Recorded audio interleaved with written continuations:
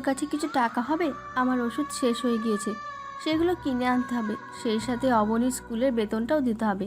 কালকে তো স্যার বলে দিয়েছে যাদের বেতন বাকি আছে তারা বেতন নিয়ে স্কুলে আসবে। আম্মু, তুমি চিন্তা করো না, আমি দেখছি কি করা যায়। এখনো কোনো টিউশনি মাস হয়নি, তাই টাকা পাওয়া খুব মুশকিল হয়ে যাবে। হুম, আমি জানি তোর অনেক কষ্ট হচ্ছে। আজকে তোর বাবা বেঁচে থাকলে তোর কষ্ট হতো না। তুইও বাকি সব ছেলেদের মতো আনন্দ করে দিন কাটাতে পারতি। কিন্তু আমাদের কি ভাগ্য দেখ। আম্মু, তুমি সেই সব কথা বলো না তো। সেগুলো বলে কোনো লাভ হবে না, শুধু শুধু সময় নষ্ট। আমার টিউশনি সময় হয়ে যাচ্ছে, পরে কথা বলবো। এবং টাকা নিয়ে চিন্তা করবে না, আমার টাকা পেলেই তোমাকে পাঠিয়ে দিব। আচ্ছা, বাড়ি আসবি কবে? বাড়িতে যাব কিভাবে? সেখানে গেলে পেটে ভাত জুটবে না। তুই বাড়ি ফিরে আয়। ও শহরে তোকে থাকতে হবে না। আমি এমন টাকা চাই না যেটাতে তোকে দেখতে পারবো না। বাড়ি গিয়ে কি করব? এখন শহরে আছি, ফলে টিউশনি করে তোমাকে টাকা পাঠাচ্ছি এবং নিজে পড়াশোনা করছি। গ্রামে গেলে তো চাষ করা ছাড়া অন্য কোনো উপায় থাকবে না। আচ্ছা, পরে কথা বলবো। টিউশনিতে যাওয়ার সময় হয়ে গিয়েছে। ভালো থেকো। কলটা কেটে দিলাম। ফোনটা পকেটে রেখে হাঁটা দিলাম টিউশনি করানোর জন্য। আমার টাকার দরকার, প্রচুর টাকার দরকার। আম্মুর ওষুধ শেষ হয়ে গিয়েছে, ছোট বোনের স্কুলের বেতন দিতে হবে, নিজের হোস্টেলের ভাড়া দিতে হবে, আরও কত কি। আমি সাজ্জাদ কেয়ার, বর্তমানে ঢাকায় থাকি। এইচএসসি পরীক্ষা শেষ করে ভার্সিটিতে ভর্তি হওয়ার প্রস্তুতি নিচ্ছি। পরিবার বলতে শুধু আম্মু এবং ছোট বোন। পরিবারের একমাত্র আয়ের উৎস বাবা ছিল। তিনি 2 বছর আগে মারা গিয়েছেন। তারপর থেকে পরিবার চালানোর দায়িত্ব আমার উপর এসে পড়ে। নিজের বাড়িতে থেকে পরিবার চালানো সম্ভব ছিল না, তাই বাবার মৃত্যুর পর ঢাকায় চলে আসি। এখানে এসে হোস্টেলে উঠি, একটা কলেজে ভর্তি হই এবং হোস্টেলের কয়েকজন বন্ধুর সাহায্যে 3টা টিউশনি নিয়েছিলাম। সেটা থেকে যা পাই তার কিছুটা আম্মুকে দিতাম এবং নিজে চলতাম। আজ 2 বছর পেরিয়ে গিয়েছে, এই শহরে এসেছি। 2 বছরে মাত্র একবার বাড়িতে গিয়েছিলাম। বাড়িতে গিয়ে থাকবো কিভাবে কাজ না করে? বাড়িতে বসে থাকলে কারো ভাগ্য খাবার জুটবে না, তাই বাড়িতে যাই না। এখন যে বাসায় টিউশনি করাতে যাচ্ছি সে বাসার মালিক অনেক ভালো মানুষ। ওনাদের মেয়ে ক্লাস 9-এ পড়ে। আমি ওনার মেয়েকে ক্লাস 6 থেকে পড়িয়ে আসছি।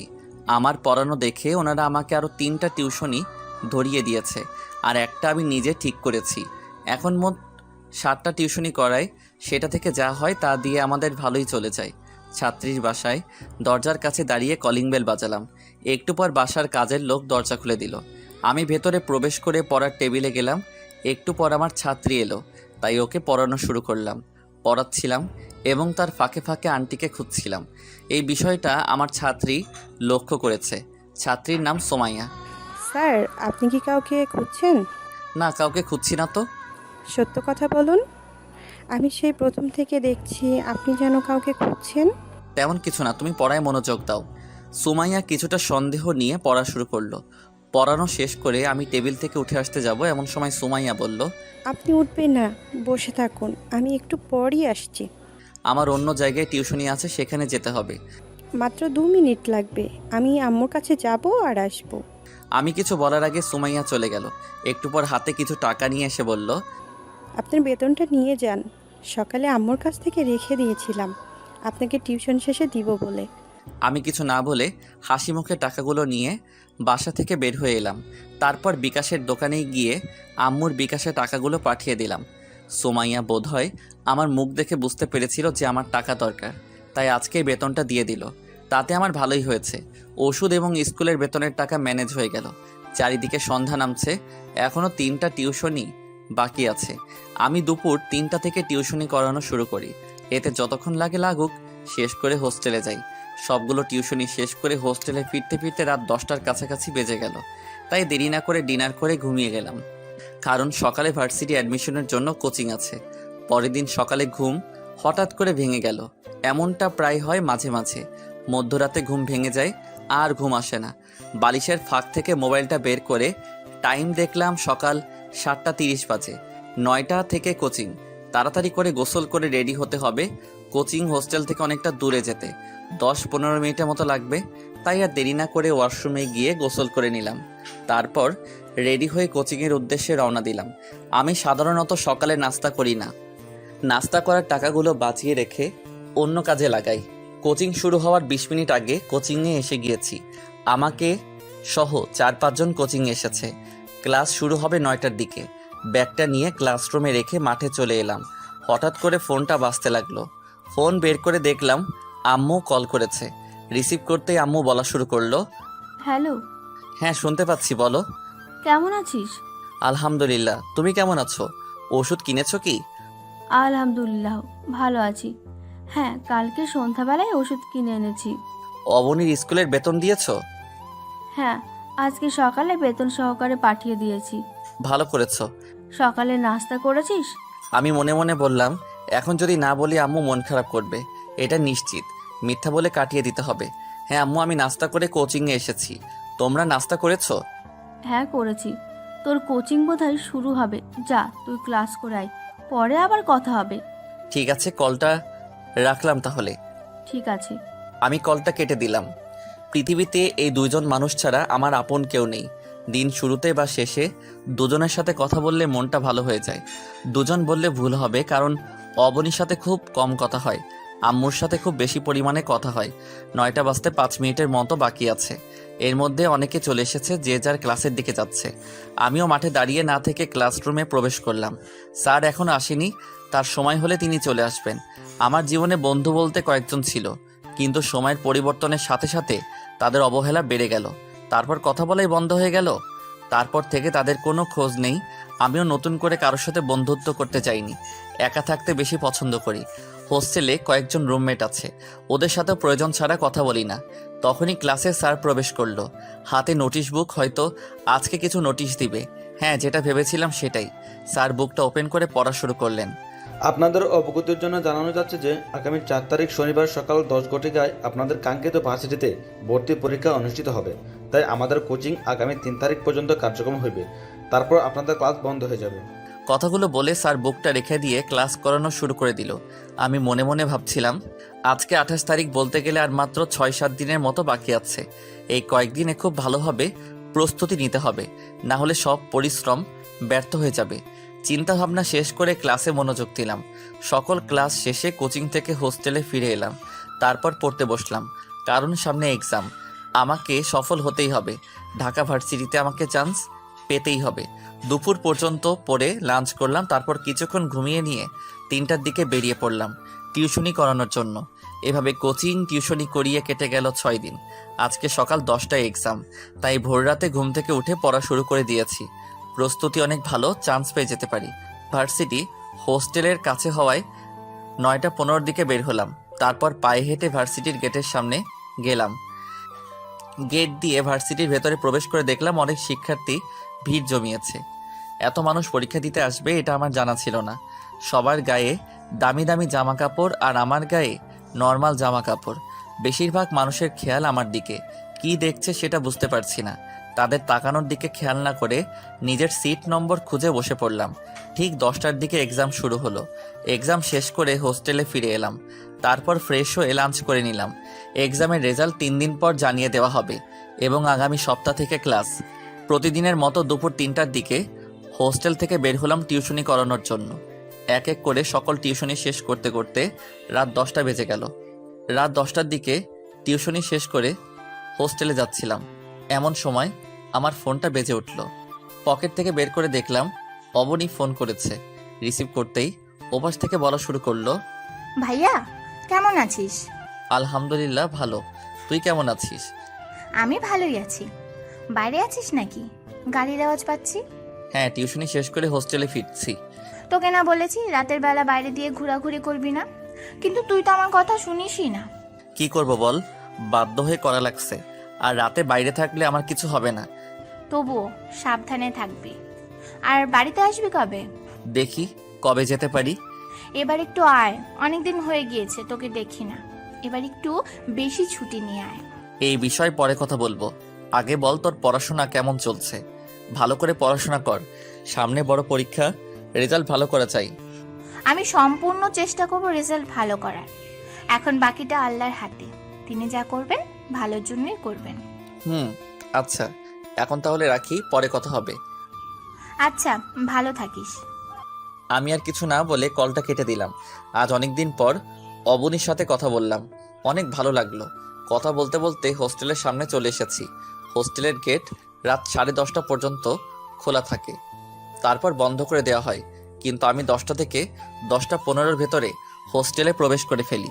বাইরে দাঁড়িয়ে না থেকে ভেতরে প্রবেশ করলাম, তারপর ডিনার করে ঘুমিয়ে গেলাম। দেখতে দেখতে রেজাল্টের দিন চলে এলো। আমি চান্স পেয়ে গিয়েছি। আগামী শনিবার থেকে ক্লাস শুরু হবে। এখন খরচ অনেকটা বেড়ে গেল। বই কিনতে হবে, তারপর ভালো দেখে জামা কাপড় কিনতে হবে। অবশ্য জামা কাপড় যা আছে সেটা দিয়ে চলে যাবে, কিন্তু বইগুলো বাধ্যতামূলক কেনা লাগবে, না হলে পড়বো কি দিয়ে? আমার কাছে কয়েক হাজার টাকা আছে, সেটা দিয়ে সব বই হবে কিনা দোকানদার ভালো জানে। আজকে মঙ্গলবার, আগামী শনিবার থেকে ক্লাস শুরু হবে। তার আগে সব ব্যবস্থা করতে হবে। এখনো একটা টিউশনের বেতন পাইনি, সেটা যদি পেয়ে যাই তাহলে বই কেনার টাকা ম্যানেজ হয়ে যাবে। কিন্তু ওনারা তো এত তাড়াতাড়ি টাকা দিবে না। ওনাদের বেতন দিতে দিতে 10-12 তারিখ লেগে যাবে। এমন কোনো বন্ধু নেই যে তার কাছ থেকে টাকা ধার নিয়ে বই কিনবো। কি যে করব কিছুই বুঝে উঠতে পারছি না। এত চিন্তা করে লাভ নেই, চিন্তা করলে সমস্যার সমাধান হয়ে যাবে না। পকেটে যে কয় টাকা আছে আপাতত ওই টাকা দিয়ে জরুরি বইগুলো কিনে নিয়ে আসবো। ঘড়িতে দুপুর 2টা বাজে, লাঞ্চ করে বিছানায় শুয়ে আছি। 1 ঘন্টা পর টিউশনি করানোর জন্য বের হব, তাই এখন বিশ্রাম নিচ্ছি। 3টা বাজার সাথে সাথে হোস্টেল থেকে বের হয়ে গেলাম টিউশনি করানোর উদ্দেশ্যে। প্রতিদিনের মতো টিউশনি করিয়ে লাইব্রেরি থেকে বই কিনে নিয়ে হোস্টেলে ফিরলাম। প্রথমে ভেবেছিলাম যে টাকা আছে সেগুলো দিয়ে বই হবে না, কিন্তু আমার ধারণা ভুল। আর মাত্র একটা বই কিনলে সবগুলো বই হয়ে যাবে। কালকে সকালে ভার্সিটির প্রথম দিন এবং ক্লাস। জানি না কালকের দিনটা আমার কেমন যাবে, তবে আশা করছি সবকিছু ভালো কাটবে। সুন্দর একটা মুহূর্তের আশা নিয়ে রাতে ঘুমিয়ে গেলাম। ঘুম ভাঙলো পরের দিন সকালে, তাই বিছানা ছেড়ে ফ্রেশ হয়ে নিয়ে ভার্সিটির উদ্দেশ্যে রওনা দিলাম। যাওয়ার সময় রাস্তার পাশে হোটেল থেকে সকালের নাস্তা করে নিলাম। আমি সাধারণত নাস্তা করি না, তবে আজকে করে নিলাম। নাস্তা করে নিয়ে আবার ভার্সিটির দিকে রওনা দিলাম। ভার্সিটি এসে ক্লাস খুঁজে একটা বেঞ্চে বসে পড়লাম। ক্লাসে অনেকে আমার দিকে তাকিয়ে আছে। কী কারণে তাকিয়ে আছে সেটা আমার অজানা। আমি মাথা নিচের দিকে করে আছি।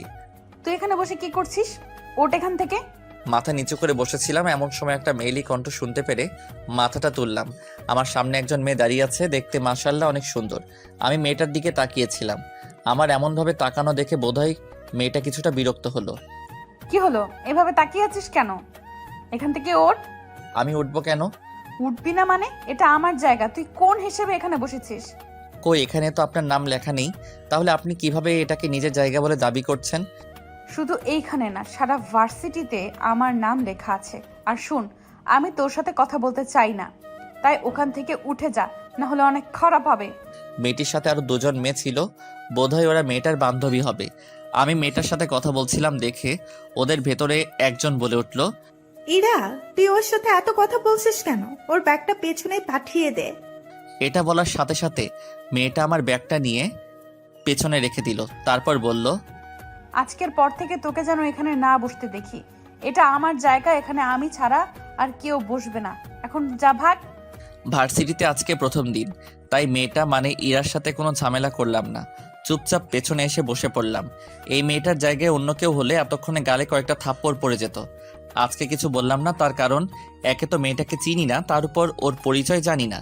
তার সাথে ভার্সিটিতে প্রথম দিন, তাই আমি চাই না আমাকে নিয়ে কোনো ঝামেলা তৈরি করুক। পেছনে একা একা বসে আছি, কারোর সাথে তেমন একটা কথা বলছি না। কেউ আমার সাথে কথা বলতে আসছেও না। একটু পর স্যার ক্লাসে প্রবেশ করলো। প্রথম দিন হওয়ার কারণে আজকে তেমন ক্লাস হয়নি। সবার পরিচয় নিতে নিতে ক্লাস শেষ হয়ে গিয়েছে। সবগুলো ক্লাস শেষ করে ক্যাম্পাস দিয়ে হাঁটছিলাম। এমন সময় কয়েকজন ছেলে আমাকে ওদের কাছে ডাকলো। আমি ওদের কাছে যাওয়ার পর ছেলেগুলোর ভিতরে একজন বলল, ভার্সিটিতে নতুন? হ্যাঁ, আজকে প্রথম দিন। নাম কি? সাজ্জাদ। আমাদের চেনো? আমি এই ভার্সিটির কাউকে চিনি না। তোমার কোনো বন্ধু বান্ধবীকে ডেকে নিয়ে এসো, তারাই বলে দেবে আমরা কে। দুঃখিত, আমার কোনো বন্ধু বান্ধব নেই। আমি সবসময় একা থাকতে পছন্দ করি। ও আচ্ছা, তাহলে এখন যেতে পারো। আর কোনো সমস্যা হলে আমাদের বলবে। আমি মাথা নাড়িয়ে হ্যাঁ জানিয়ে সেখান থেকে চলে আসি। ছেলেগুলোর সাথে মাঝে মাঝে দেখা হতো, কিন্তু কখনো কথা বলা হয়নি। এরা এখানকার সবচেয়ে বখাটে ছেলে, তবে এরা মেয়েদেরকে প্রচুর সম্মান করে। এরা কখনো কোনো মেয়েকে ডিস্টার্ব করেনি, অথচ আজ এদের উপাধি বখাটে ছেলে। ছেলেগুলো আমার সিনিয়র। ওদের সাথে কথা শেষ হলে আমি গেটের দিকে যেতে থাকলাম। হোস্টেলে ফিরে যেতে হবে, তাই গেট দিয়ে বের হয়ে রাস্তার পাশে দাঁড়িয়েছিলাম। এমন সময় একটা গাড়ি একদম আমার কাছে দিয়ে চলে গেল। গাড়িটা ভার্সিটির ভেতর থেকে বের হয়েছে। আরেকটু হলে আমাকে ধাক্কা মেরে দিয়ে চলে যেত, কিন্তু গাড়ির ভেতরে কে তাকে দেখার খুব ইচ্ছে হলো, তাই বললাম, গাড়ি চালাতে না জানলে গাড়ি নিয়ে ভার্সিটি আসিস কেন? কথাগুলো বোধহয় যে গাড়ি ড্রাইভ করছিল সে শুনতে পেরেছিল, তাই কথা শেষ হওয়া মাত্র গাড়ি থামালো। গাড়িকে ড্রাইভ করেছিল সেটা আমি জানি না, তবে এখন জেনে যাব। আমি গাড়িটার দিকে তাকিয়ে আছি। গাড়ির দরজা খুলে ইরাকে নামতে দেখলাম। ইরা হলো সেই মেয়েটা যার সাথে ক্লাসে সিট নিয়ে সমস্যা হয়েছিল। ইরা রাগী একটা ভাব নিয়ে এসে আমার সামনে দাঁড়ালো। কোনো কিছু না বলে আমার গালে থাপ্পড় দিয়ে বলতে লাগলো, তোকে কে বলেছে যে আমি গাড়ি চালাতে জানি না? আমাকে তোর মতো বোকা ভেবেছিস নাকি যে গাড়ি চালাতে পারবো না? আমি ইচ্ছে করে তোর সাথে অমন করেছি, মনে করেছিলাম তোর সাথে ধাক্কা লাগবে, কিন্তু তার কিছুই হলো না। তোর কপালে অনেক ভালো, যার জন্য বেঁচে গেলি। এটা বলে ইরা চলে যেতে লাগলো। ইরার এমন ব্যবহারে নিজেকে চুপ রাখতে পারলাম না। পেছন থেকে ইরাকে ডাকলাম, সে আমার কাছে এসে দাঁড়ালো। এবার কোনো কিছু না ভেবে কষে ইরার গালে একটা থাপ্পড় মেরে বললাম, অনেকক্ষণ ধরে তোর এমন ব্যবহার দেখছি, কিন্তু কিছু বলছিলাম না, তবে এখন বলবো। কিসের এত অহংকার করিস তুই? তোর এইরকম অহংকার আমার কাছে কোনো মূল্য নেই। আর আমি তোর কি করেছিলাম যে আমাকে ধাক্কা মারতে চেয়েছিলি? ভেবেছিলাম আজকে প্রথম দিন কারোর সাথে ঝামেলা করব না, কিন্তু সেটা আর হলো না। তোর সাথে একটা সমস্যা হয়েই গেল। তোকে কেন মারতে চেয়েছিলাম সেটা আস্তে আস্তে জানতে পারবি, এত চিন্তা করিস না। আর আমাকে থাপ্পড় দিলি না, এটার জন্য খুব ভয়াবহ শাস্তি তোর জন্য অপেক্ষা করছে, শুধু দেখতে থাক। হ্যাঁ দেখব। জীবন চলার পথে তোর মতো অনেক ফাপড়বাজ লোক আসবে, তাদের থেকে নিজেকে কিভাবে ঠিক রাখতে হয় সেটা আমার ভালো করে জানা আছে। ইরা আমার কথার কোনো উত্তর দিল না, রাগী চোখ বানিয়ে গাড়িতে গিয়ে বসলো। আমিও ইরাকে পাত্তা না দিয়ে হোস্টেলের দিকে যেতে লাগলাম। ভেবেছিলাম আজকে কোনো প্রকার ঝামেলা করব না, কিন্তু বেয়াদব মেয়ে ইরার জন্য সেটা হলো না। শেষমেশ ওর সাথেই সমস্যা হলো। আমি জানি না সে আমাকে কিসের ভয় দেখায়। যার ভয় দেখাক না কেন, আমি আমার মতো করে এগিয়ে যাব। ইরার মতো মেয়ে মাঝপথে কাটা হতে আসবেই, ওকে নিয়ে থাকলে হবে না। চিন্তা ভাবনা করতে করতে হোস্টেলে চলে এলাম। ব্যাগটা নিজের জায়গায় রেখে খাটের উপর বসে বিশ্রাম নিচ্ছিলাম। এমন সময় আমার রুমমেট ছোট ভাই সুজন বলল, ভাইয়া, আপনার গালে 5 আঙুলের দাগ হয়েছে কিসের জন্য? কথাটা শুনে আমি কিছুটা অবাক হলাম। আমার বুঝতে বাকি থাকলো না সে কিসের কথা বলছে। আমি জানি না। এটা শুনে সুজন আর কিছু বলল না। আমি খাটের উপর বসে না থেকে ওয়াশরুমে চলে গেলাম। আয়নাতে গাল দেখলাম, হালকা করে 5 আঙ্গুলের দাগ দেখা যাচ্ছে। সেদিকে বেশি মনোযোগ না দিয়ে ফ্রেশ হয়ে বের হয়ে এলাম। আমি ভালো করে জানি ইরার গালেও আঙ্গুলের দাগ বসে গেছে, কারণ আমি অনেক জোরে বেড়েছি। এটা থেকে দাগ হয়ে গেছে, এটা একদম নিশ্চিত। আজকের বাকি দিনটা টিউশনি করিয়েই কেটে গেল। পরের দিন সকালে ভার্সিটি গেলাম। ক্লাসের দিকে যাচ্ছিলাম, এমন সময় ইরা সহ কয়েকজন মেয়ে আমার পথ আটকে দাঁড়ালো এবং বলল, কি ব্যাপার, এত তাড়াহুড়ো করে কোথায় যাচ্ছিস? আমাদের সাথে একটু কথা বলে যা। কালকে থাপ্পড় দিয়েছিলি, তার রিটার্ন গিফট নিয়ে যা। আপনার সাথে কথা বলার কোনো ইচ্ছা আমার নেই, আমার পথ ছেড়ে দাঁড়ান, ক্লাসে লেট হয়ে যাচ্ছে। হঠাৎ করে একটা ছেলে এসে আমাদের মাঝে প্রবেশ করলো। ছেলেটা আমার দিকে একবার তাকিয়ে ইরাকে বলল, আপু, ছেলেটা তোমার ব্যাপারে কিচ্ছু জানে না, তাই এমন করছে। আমি ছেলেটাকে সব কিছু বুঝিয়ে বলবো, এরপর থেকে তোমার সাথে কথা বলতে আসবে না। ঠিক আছে, ভালোভাবে বুঝিয়ে বলবে কেমন? ছেলেটা আমাকে ইরাদের সামনে থেকে নিয়ে ক্লাসের কাছে চলে এলো। তুমি কি পাগল?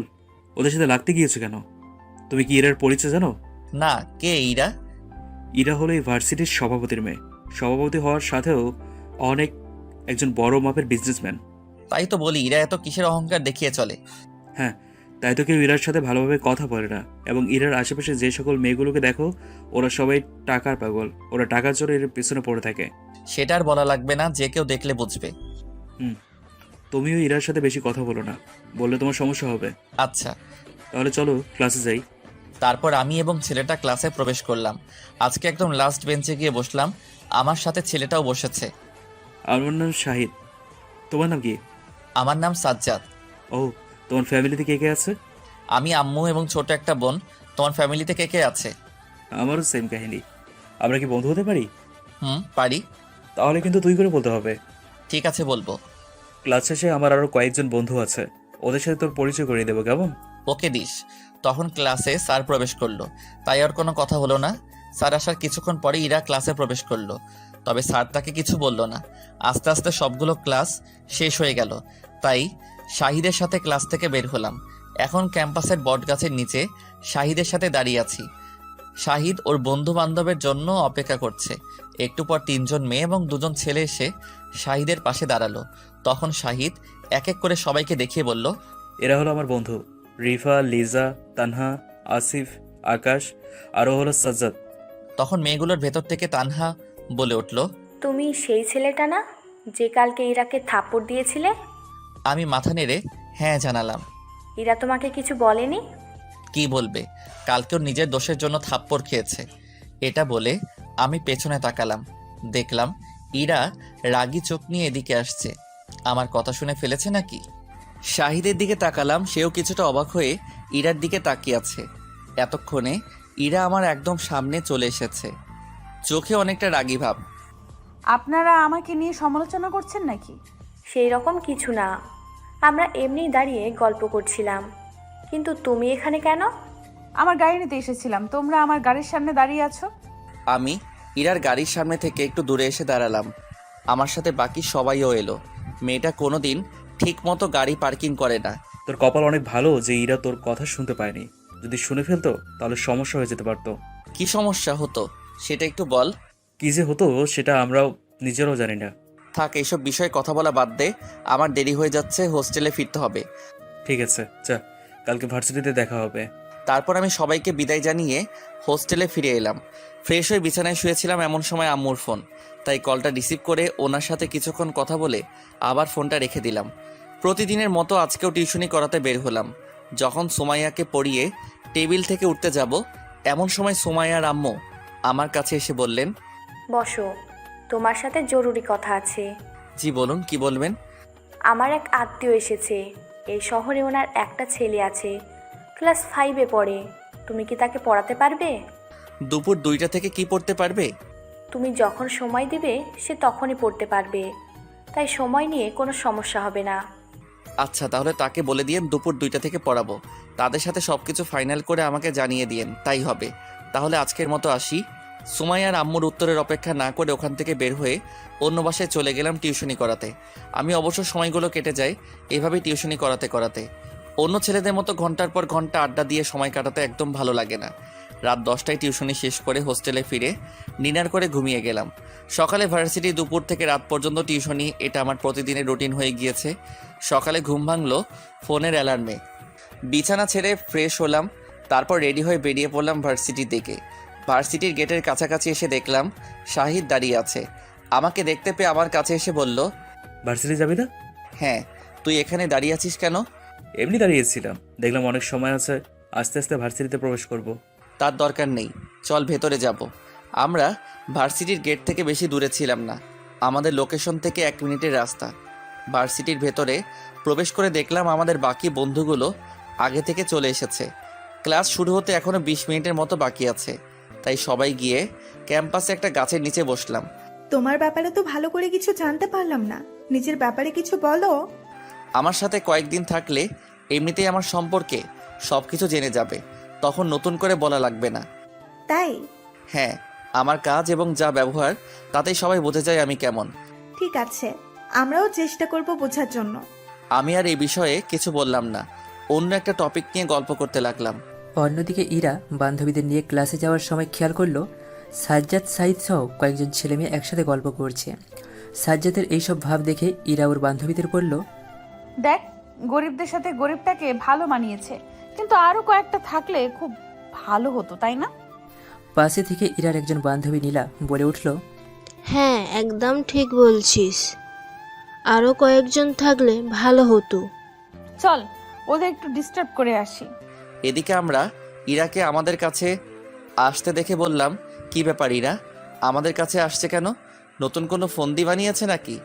সেটা ও, মানে ইরাও নিজেও ভালো জানে। জানি না আবার অপমান করার জন্য আসছে কিনা। প্রিন্সিপালের কাছে ওর নামে বিচার দিতে পারিস না? দিয়ে কোনো লাভ হবে না, উল্টে সব দোষ আমাদের ঘাড়ে এসে পড়বে। কথা বলার মাঝখানে ইরা আমাদের সামনে এসে দাঁড়িয়েছে। আমাদের দিকে কিছুক্ষণ তাকিয়ে থেকে ওর ব্যাগ থেকে 1000 টাকার একটা নোট বের করে আমাদের দিকে ছুড়ে দিয়ে বলল, এই টাকা তোদের ভিক্ষা দিলাম, যেভাবে ভিক্ষুকের মতো বসে আছিস তাতে না দিয়ে থাকতে পারলাম না। আমাদের কোন দিক দিয়ে ভিক্ষুক মনে হলো সেটা একটু বলবেন? তোরা নিজেরা ভেবে দেখ, তোদের কোন দিক দিয়ে ভিক্ষুক মনে হচ্ছে। এটা বলে ইরা নিজের মতো করে চলে গেল। ওর এমন ব্যবহার আমরা কেউ আশা করিনি। আমি টাকা তুলে নিয়ে নিজের মানিব্যাগে রেখে দিলাম। তুই ওই টাকা মানিব্যাগে রাখছিস কেন? এই টাকা নিজের কাছে রেখে দিলাম, সময় বুঝে ইরাকে সুদে আসলে ফিরে দিব। এখন ক্লাসে চলো। তারপর আমরা সবাই ক্লাসে চলে এলাম। কয়েকটা ক্লাস করে আবার ক্যাম্পাসে এসে বসলাম। বসে বসে গল্প করছিলাম। গল্পের এক পর্যায়ে রিফা বলে উঠল, ইরার অহংকার দিন দিন বেড়েই যাচ্ছে। কিভাবে মানুষকে সম্মান করতে হয় সেটা ভুলে গিয়েছে। ইরার বাবাও এইরকম নাকি? না না, ইরার বাবা অনেক ভালো একজন মানুষ। ইরা ওনার একমাত্র সন্তান হওয়ার কারণে বেশি আদর করেছে, যার ফলে আজ এই অবস্থা। সারা জীবন শুধু আদর করে গিয়েছে, কার সাথে কেমন ব্যবহার করতে হয় সেটা আর শেখায়নি। তোমার হয়েছে কি? কালকে থেকে একটা কথাও বলনি, অথচ এখন এত বকবক করে যাচ্ছ যে থামার নাম নিচ্ছ না। আমি এরকমই, কথা কম বলি। গুড, এই অভ্যাসটা সবসময় বজায় রাখবে। দেখবে সবাই তোমাকে পছন্দ করবে। সবার পছন্দের দরকার নেই, কাছের মানুষগুলো পছন্দ করলেই হলো।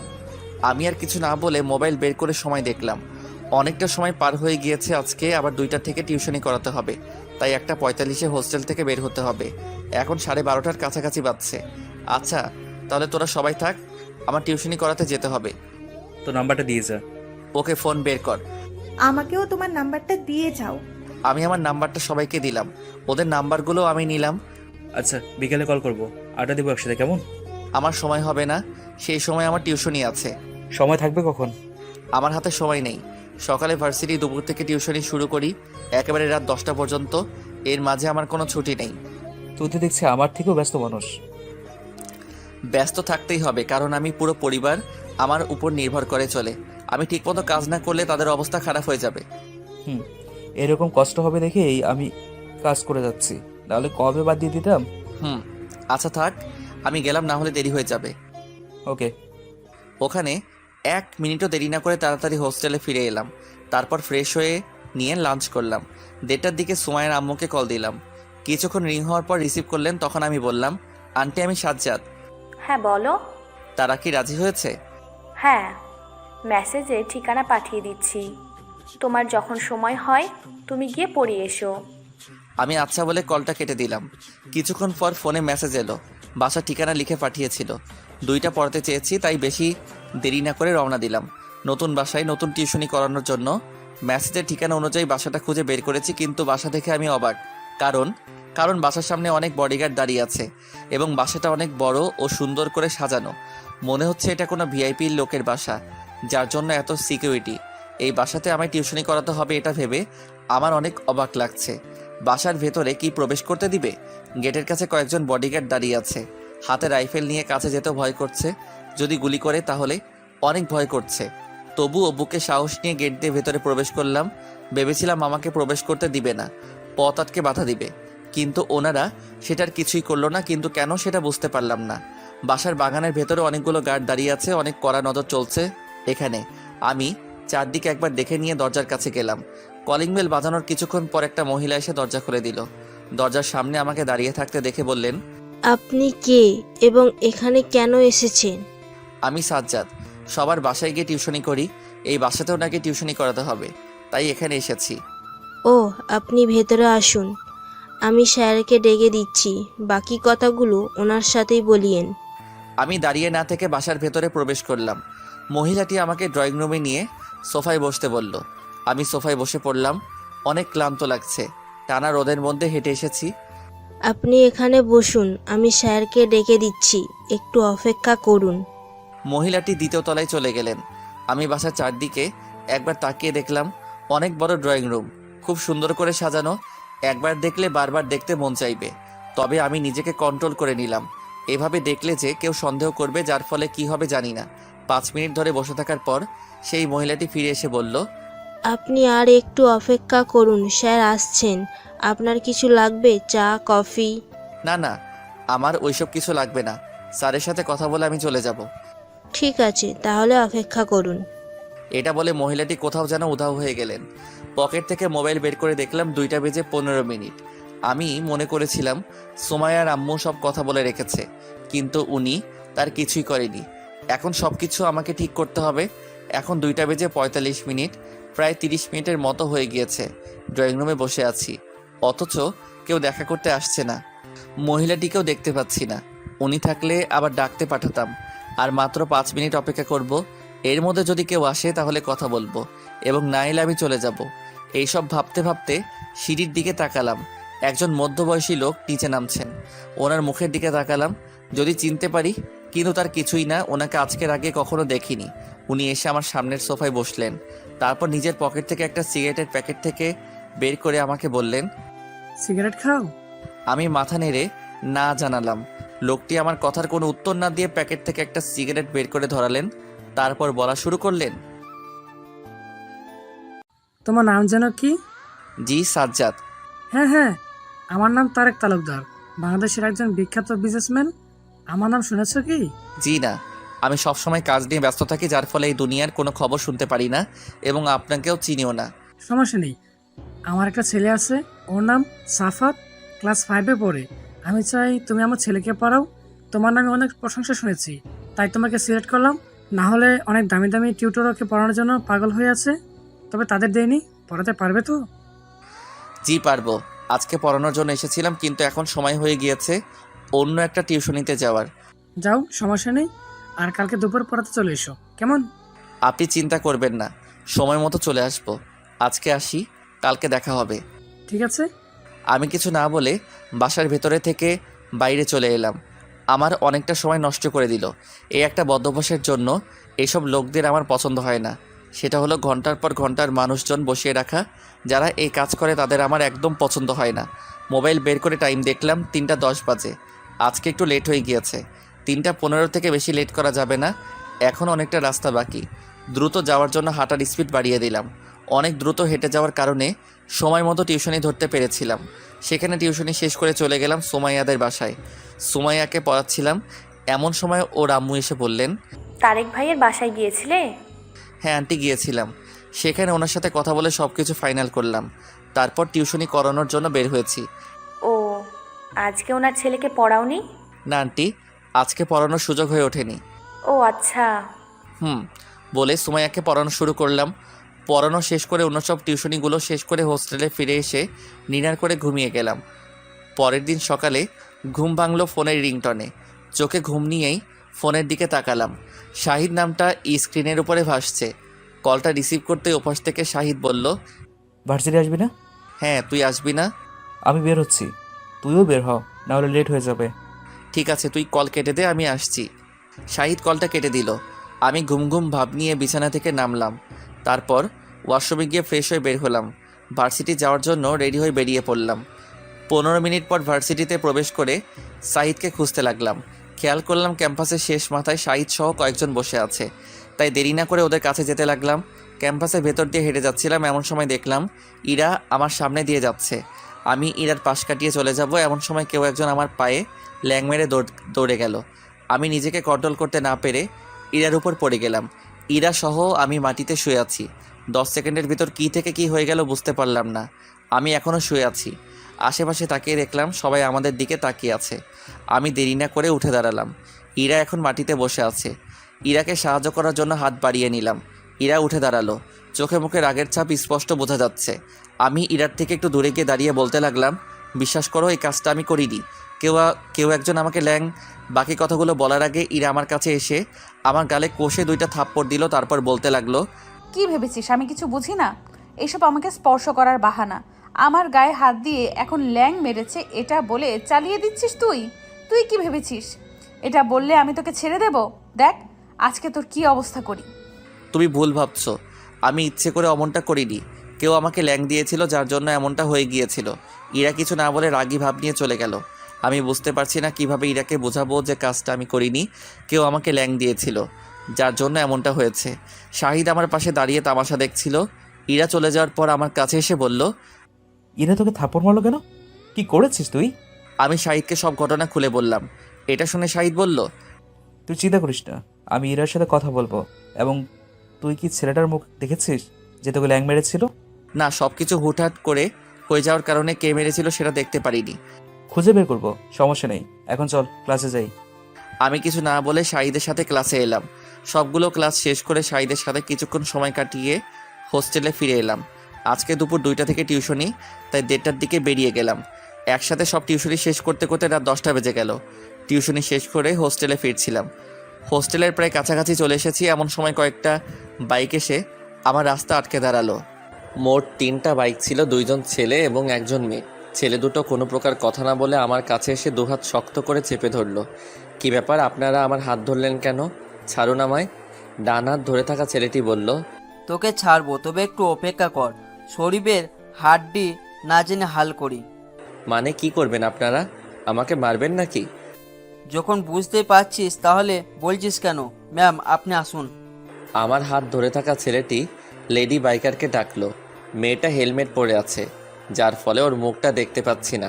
বাইক থেকে নেমে নিজের হেলমেট খুললো, তারপর হকি স্টিক নিয়ে আমার দিকে আসতে লাগলো। মেয়েটার চেহারা দেখে আমি অবাক, কারণ মেয়েটা হলো ইরা। ইরা বাইক চালাতে পারে এটা আগে জানতাম না। এর সাথে এটাও বুঝতে বাকি থাকলো না যে ছেলে দুটো কেন আমাকে ধরে রেখেছে। ইরা হাতে হকি স্টিক নিয়ে সামনে এসে দাঁড়ালো, তারপর হকি স্টিকটা নিজের কাঁধে তুলে নিয়ে বলল, কি আমাকে এখানে দেখে অবাক হচ্ছিস? অবাক হওয়ারই কথা। তোকে বলেছিলাম না আমাকে স্পর্শ করার প্রতিশোধ আমি নিব। এখন তুই দেখতে পারবি তোর কি অবস্থা করি। ইরা, তুমি আসল সত্য না জেনে বিশাল বড় ভুল করতে চলেছ। তখন ইচ্ছে করে তোমার উপর পড়ে যায়নি। ইরা আমার কোনো কথাই শুনলো না। হকি স্টিক দিয়ে আমার মাথায় জোরে আঘাত করলো, যার ফলে মাথায় দিয়ে রক্ত বের হতে লাগলো। রক্ত দেখে হাত ধরে থাকা ছেলে দুটো হাত ছেড়ে দিল। আমি মাথায় হাত দিয়ে রাস্তার উপরে বসে পড়লাম।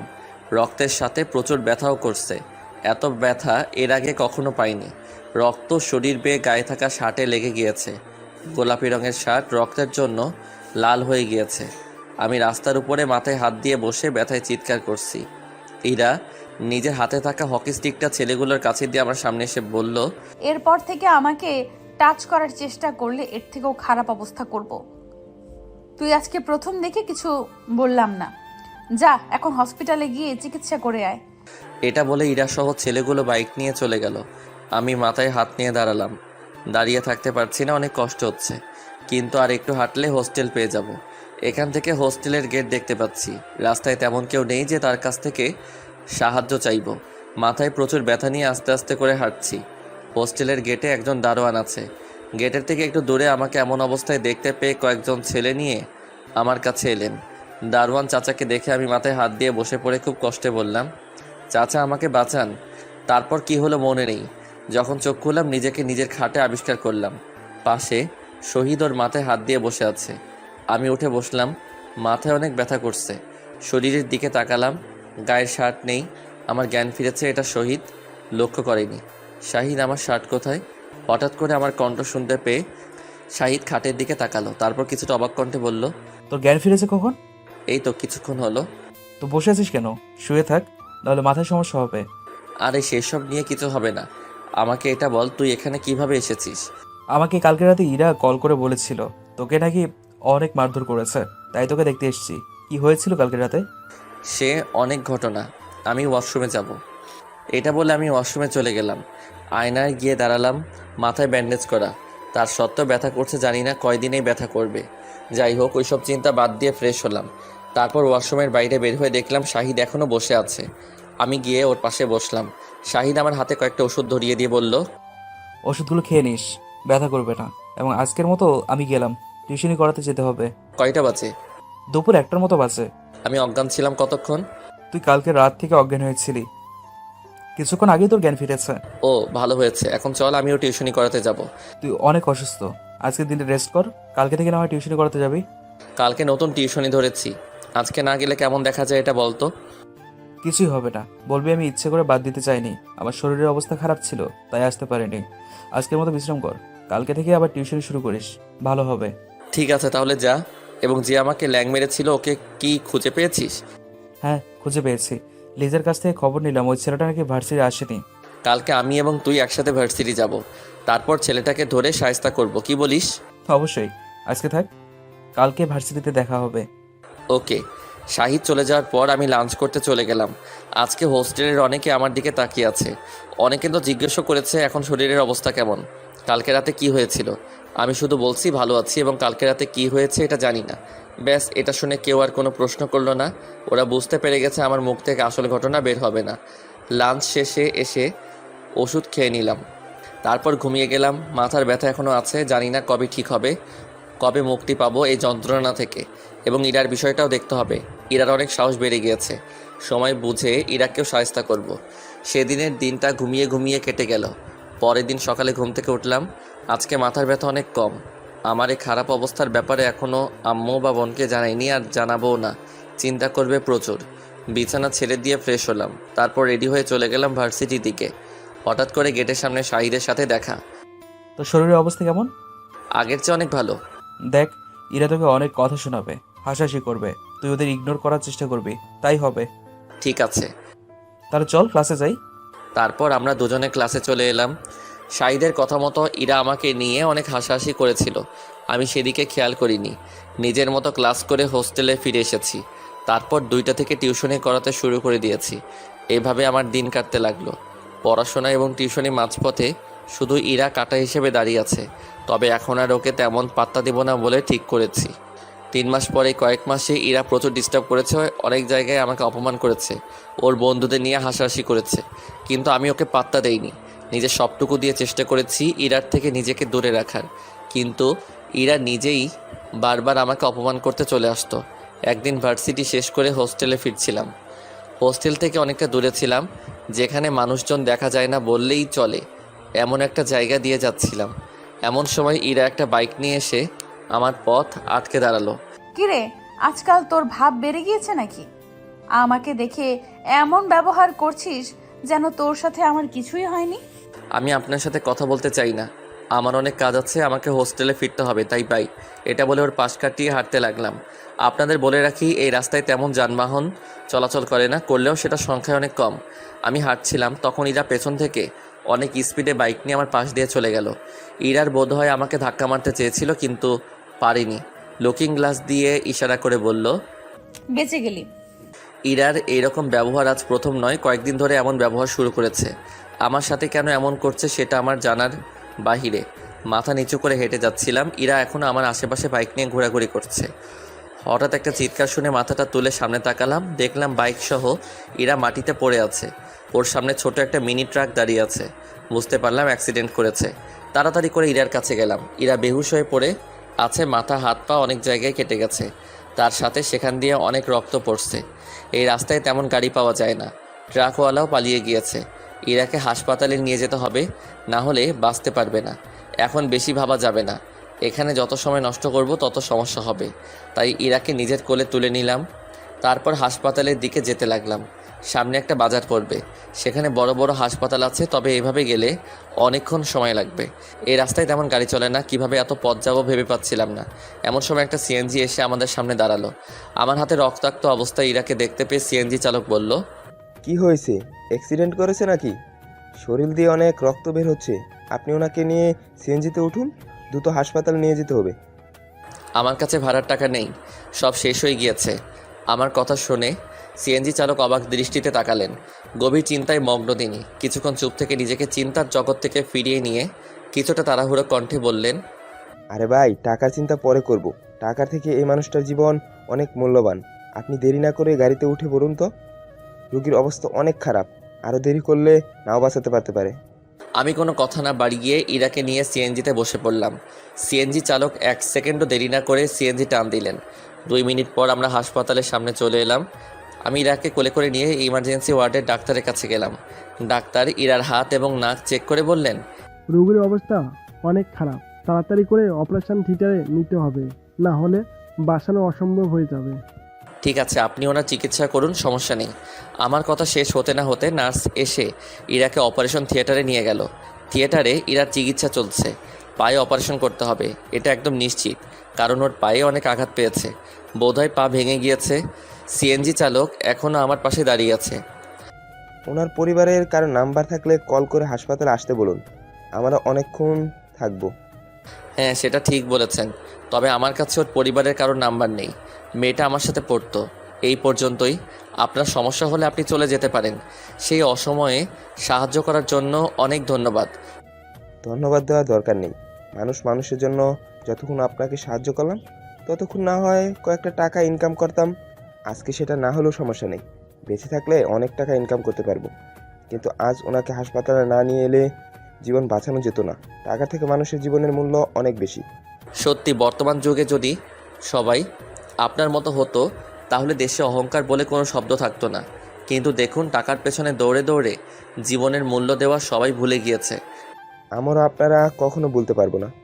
এইসব আমাদের রক্তে মিশে আছে, তাই হাজার চাইলেও আমরা পরিবর্তন হতে পারবো না। হ্যাঁ, আপনার নাম কি? আমার নাম সুরজ মিয়া। ও আচ্ছা। আচ্ছা, তাহলে থাকুন, পরে যদি দেখা হয় তাহলে আবার কথা হবে, এবং দোয়া করবেন আমার জন্য। এটা বলে সুরজ ভাই চলে গেলেন। লোকটা গরিব হলেও তার মন অনেক ভালো, মানুষকে সাহায্য করতে জানে, অন্যের জীবনের মূল্য দিতে জানে। এখনকার মানুষের একটু টাকা পয়সা হলেই অহংকার দেখানো শুরু করে দেয়, তবে সেই অহংকার বেশি দিন থাকে না। ইরার মতো তার পতন ঘটে। সুরজ ভাই চলে যাচ্ছিল, আমি সেদিকে তাকিয়েছিলাম। এমন সময় একজন নার্স হাতে একটা পেন পেপার নিয়ে হাতে ধরিয়ে দিয়ে বললেন, রোগীর অপারেশন শুরু হয়ে গেছে, আপনি এখানে স্বাক্ষর করে দিন এবং আপনি রোগীর কি হন? আমি কাগজে স্বাক্ষর করতে করতে কিছুটা মুচকে হাসি দিয়ে বললাম, আমি ওনার খুব দূরের একজন বন্ধু। ওনার পরিবারের কারো নাম্বার থাকলে কল দিন, হাসপাতালে আসতে বলুন। এটা বলে নার্স আবার অপারেশন থিয়েটারে চলে গেল। আমি পকেট থেকে মোবাইল বের করে শাহিদকে কল দিয়ে সব ঘটনা খুলে বললাম। আমার সব কথা শুনে শাহিদ বলল, কোন হসপিটালে আছিস? আমি হাসপাতালের ঠিকানা বললাম। শাহিদ বলল, তুই চিন্তা করিস না, আমি ইরার বাবা মাকে নিয়ে হসপিটালে আসছি, তুই সেখানে থাক। আমি কিছু বলিনি, কলটা কেটে দিয়ে হোস্টেলের দিকে ফিরে যেতে লাগলাম। গায়ে নর্মাল একটা গেঞ্জি পরে আছি। গেঞ্জির উপরে আমার পছন্দের একটা শার্ট ছিল, কিন্তু সেটা ইরার মাথার সাথে বেঁধে দিয়েছি সিএনজিতে থাকাকালীন সময়ে। কাঁধে ব্যাগ, গায়ে নর্মাল গেঞ্জি পরে যেতে লাগলাম হোস্টেলের দিকে। আমি চাইলে এখানে থাকতে পারতাম, কিন্তু থাকলাম না। একটু পর থেকে আমার টিউশনি আছে, সেটা করতে যেতে হবে। শাহিদকে খবর দিয়ে দিলাম ইরার আব্বু আম্মুকে নিয়ে চলে আসবে। ইরা নিজের পাপের শাস্তি পেয়েছে। অহংকার যে পতনের মূল, সেটা ইরাকে দেখে বোঝা উচিত। হাসপাতাল থেকে বের হয়ে হোস্টেলে ফিরে এলাম। আমার শরীরে অনেক জায়গায় রক্ত লেগে আছে, সেগুলো দেখে হোস্টেলের অনেকে আমার দিকে তাকিয়ে আছে। সেদিকে বেশি পাত্তা না দিয়ে আমি আমার মতো নিজের রুমে চলে গেলাম। তারপর ফ্রেশ হলাম। ফ্রেশ হয়ে খাটের উপর বসেছিলাম, এমন সময় আমার রুমমেট সুজন এসে বলল, ভাইয়া, আপনি ঢাকায় এসেছেন কয় বছর হলো? 2.5 বছর তো হবেই। সুমাইয়াকে পড়ানো শুরু করেছেন কবে থেকে? সুমাইয়াকে পড়াই ক্লাস 6 থেকে, এখন সে 9-এ পড়ে। আবার আমি ঢাকায় এসেছি 2.5 বছরের মতো হয়েছে। তাহলে তো আপনার 3.5 বছর হওয়ার কথা। আপনার হিসেবে কোনো ভুল আছে নাকি? সেই রকম কিছুই নেই, আমার কথা শুনো, হিসাব মিলে যাবে। ঠিক আছে, বলুন। আমি সুমাইয়াকে ক্লাস 6 থেকে পড়ানো শুরু করেছি। সে ক্লাস 6-এ ফাইনাল পরীক্ষা দিয়ে ক্লাস 8-এ ভর্তি হয়েছে, যার ফলে এমন ঝামেলার সৃষ্টি হয়েছে। এখন বুঝলাম, মানে সুমাইয়া ক্লাস 7-এ পড়েনি, 6 থেকে 8-এ ভর্তি হয়েছে। হ্যাঁ, সে অনেক ভালো ছাত্রী হওয়ার কারণে তাকে 6 থেকে 8-এ ভর্তি করে দিয়েছে। মাঝে একটা ক্লাস মিস করেছে, এটাতে ওর সমস্যা হয় না? সেই বিষয়ে আমি বলতে পারবো না। সুমাইয়ার আম্মু এবং সুমাইয়া মিলে ডিসিশন নিয়েছিল, সেই মোতাবেক চলছে আমার কাজ। শুধু সুমাইয়াকে পড়ানো, আমি সেটাই করি। তুমি সুমাইয়াকে চিনো কিভাবে? আমিও একসময় সুমাইয়াদের বাসায় ভাড়া থাকতাম, তাই চিনি। ও ভালো। আচ্ছা থাকো, আমি লাঞ্চ করতে যাব, তারপর টিউশনি করাতে যেতে হবে। ঠিক আছে, যান। আমি সুজনকে কিছু না বলে লাঞ্চ করতে চলে গেলাম। লাঞ্চ করা শেষ হলে আজকাল রেস্ট নেওয়ার সময়টাও ঠিকমতো পাচ্ছি না। কাজের উপর দিয়ে জীবনটা পেরিয়ে যাচ্ছে। প্রথমে তারেক তালুকদারের ছেলেকে পড়ালাম, তারপর ক্লাস 7-এর একজন ছাত্রকে, তার ছাত্রী সুমাইয়াকে, এভাবে সবগুলো টিউশনি শেষ করলাম। রাতে টিউশনি শেষ করে হোস্টেলে এসে ঘুমানোর প্রস্তুতি নিচ্ছিলাম। এমন সময় শাহিদের ফোন কলটা রিসিভ করতে শাহিদ বলা শুরু করলো, হ্যালো সাজ্জাদ, কোথায় আছিস? আমি হোস্টেলে আছি, তুই কোথায় আছিস? আমি হসপিটালে ইরার সাথে দেখা করতে এসেছি। ও, ইরার অবস্থা এখন কেমন, ভালো নাকি খারাপ? ওর অবস্থা অনেক ভালো, তবে পা ভেঙে গিয়েছে, তার সাথে মাথায় এবং হাতে আঘাত পেয়েছে। সেটা তো পাবেই, মানুষের সাথে খারাপ আচরণ করলে এমন অবস্থাই হবে। থাক, ওইসব কথা বাদ দে, কালকে ভার্সিটি আসিস, কথা হবে। ঠিক আছে, আসবো। এটা বলে কলটা কেটে দিলাম। তারপর শুয়ে পড়লাম। আজকে সারাদিন আম্মু বা অবনী কারোর সাথেই কথা হয়নি। এখন সবাই ঘুমিয়ে পড়েছে, তাই কল দিয়ে ঘুম নষ্ট করার কোনো মানে হয় না। কালকে সকালে না হয় কথা বলে নিব। সকল চিন্তাভাবনা শেষ করে ঘুমিয়ে গেলাম। পরের দিন সকালে ঘুম থেকে উঠে ভার্সিটি গেলাম। আজকে ভার্সিটি অনেকটা শান্ত হয়ে আছে, কারণ ইরা বা ওর বন্ধুবান্ধব কেউ আসেনি। ইরা তো হাসপাতালে ভর্তি হয়ে আছে, কিন্তু ইরার বান্ধবী কোথায় আছে সেটা জানি না। ক্লাসে গিয়ে দেখলাম শাহিদ ইরিতা বসে আছে, ওদের কাছে কি ইরার কথা জিজ্ঞেস করলাম। ইরা অবস্থা নাকি অনেকটা খারাপ। কালকে রাতে একটু ভালো ছিল, কিন্তু আজকে সকালে অনেকটা খারাপ হয়ে গিয়েছে। শাহিদের মুখ থেকে এমন কথাই শুনে আমি কিছু বললাম না। হঠাৎ করে ক্লাসের মাঝে আমার ফোনটা বেজে উঠল। পকেট থেকে ফোনটা বের করে দেখলাম আম্মু কল করেছে। কলটা রিসিভ করতে আম্মু এমন একটা কথা বলল, যেটা শুনে আমার কলিজা কেঁপে উঠল। কারণ আম্মু বলছিল। তুই একটু বাড়িতে আসতে পারবি? অবনী আজকে ভোরে অনেক অসুস্থ হয়ে পড়েছে, শরীরে অনেক জ্বর, আমি একা সব সামলাতে পারছি না, তুই একটু বাড়িতে আয়।